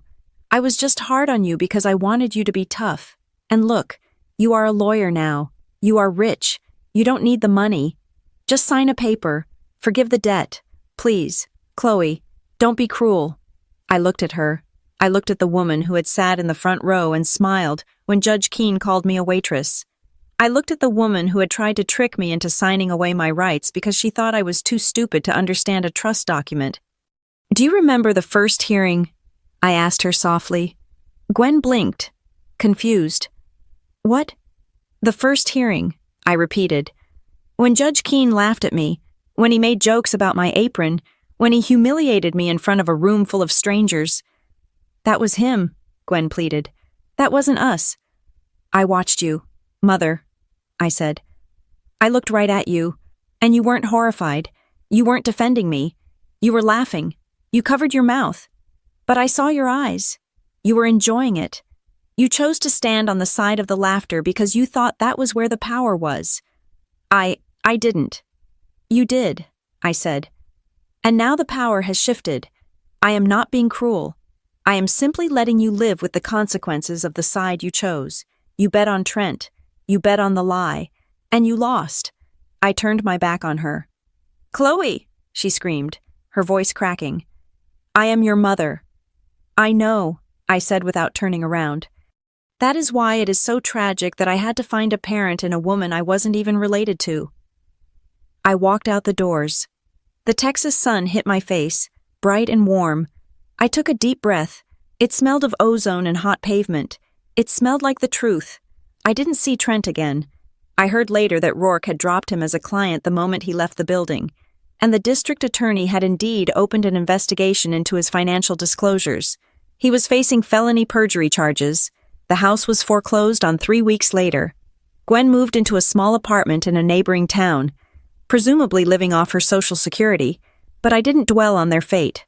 I had work to do. 2 nights later, I sat on the porch of the ranch house in the hill country. It was my house now. The stars were out. A vast canopy of diamonds scattered across the velvet sky. I opened the last envelope Evelyn had left for me. It was handwritten on her personal stationery. The ink was slightly shaky, written in her final days. "My dearest Chloe, if you are reading this, the dust has settled. I hope you didn't go too easy on them. But knowing you, you were fair, which is more than they deserved. I want to tell you one last thing. Throughout your life, people will try to put you in a box. They will look at your gender, or your background, or your clothes, and they will decide who you are before you even speak. They will call you a waitress. They will call you assistant. They will call you lucky. Let them call you a waitress by those who are terrified of your intellect. Let them underestimate you. It is the greatest advantage a woman can have, because while they are busy looking down on you, they never see the blade coming until it is already against their throat. You were never just a waitress to me. You were the daughter I never had. Now, go do something good with it. Make sure the next girl in the apron doesn't have to fight alone. Love, Evelyn." I folded the letter and pressed it to my chest. A single tear rolled down my cheek, hot and cleansing. 30 days later, I walked into the lobby of the Northline Harbor Attorneys. It was a boutique firm, small but fierce, specializing in plaintiff litigation. I wasn't there for an interview. I was there to sign the partnership agreement. "Welcome aboard, Ms. Thomas," the senior partner said, shaking my hand. "We are excited to have you. Your handling of the Harrow case, it is already being taught in law school seminars as a masterclass in probate defense." "I am happy to be here," I said, "but the terms we discussed regarding my pro bono hours—" "Agreed," he said. 20 hours a week. It is unprecedented, but for you, we will make it work." I smiled. "Thank you." But my real work wasn't in the high-rise office. That afternoon, I drove to the University District. I parked in front of a familiar brick building. The sign out front had been freshly painted. Juniper Oak Cafe. I walked inside. Sarah was behind the counter. When she saw me, she practically vaulted over the espresso machine to hug me. "I still can't believe you bought the building," she squealed. "You are my landlord. Does this mean I get a rent freeze?" "It means you own the business." "Sarah," I said, handing her a folder. "I bought the building, You own the cafe, rent-free for 5 years. Just keep making that oat milk latte. Sarah started crying. Chloe, why? Because you gave me a job when no one else would, I said, and because I need a tenant for the upstairs unit who won't mind the foot traffic. The upstairs unit? Sarah wiped her eyes. What are you putting up there? Come look, I said. We walked up the narrow staircase. I opened the door to the second floor. It had been renovated. The old storage room was gone. In its place was a reception desk, 3 small consultation offices, and a waiting room filled with comfortable chairs. On the wall, a bronze plaque gleamed under the track lighting. The Evelyn Harrow Legal Clinic, pro bono representation for workers and families. It is for them, I told Sarah, looking around the space. For the waitresses who get fired for being sick. For the construction workers whose bosses steal their wages. For the families who get bullied by people like Trent. I am going to run it in the evenings and weekends, free of charge. You are going to be tired, Sarah said, smiling. I am used to being tired, I said. I walked over to the window and looked down at the street. I saw a young woman walking by, wearing a black apron, looking exhausted, counting her tips as she walked to the bus stop. I knew exactly how her feet felt. I knew exactly how heavy that apron was. I didn't win because they looked down on me, I said, more to myself than to Sarah. I didn't win because I was smarter, or because I had a better degree. I won because they looked at the world and saw only what they could take. I looked at the world and saw what needed to be protected. I turned back to the room, ready to get to work. They thought the apron was a costume, I said. They forgot that it is a uniform, and the thing about service is we always settle the check. I smiled. And the truth always has a bill to pay. Thank you so much for listening to this story. I hope Chloe's journey reminded you that no matter how much people underestimate you, your worth is never defined by their opinion. I would love to know where you are tuning in from today. Are you listening while driving to work in London? Or maybe cooking dinner in Sydney? Or relaxing in New York? Please drop a comment below and tell me your location and what you thought of Chloe's Revenge. If you enjoyed this story, please make sure to subscribe to the Lyra Revenge Stories channel. Hit that like button to support the content, and smash the hype button so we can get this story out to more people who need to hear it. Your support means the world to me. See you in the next story.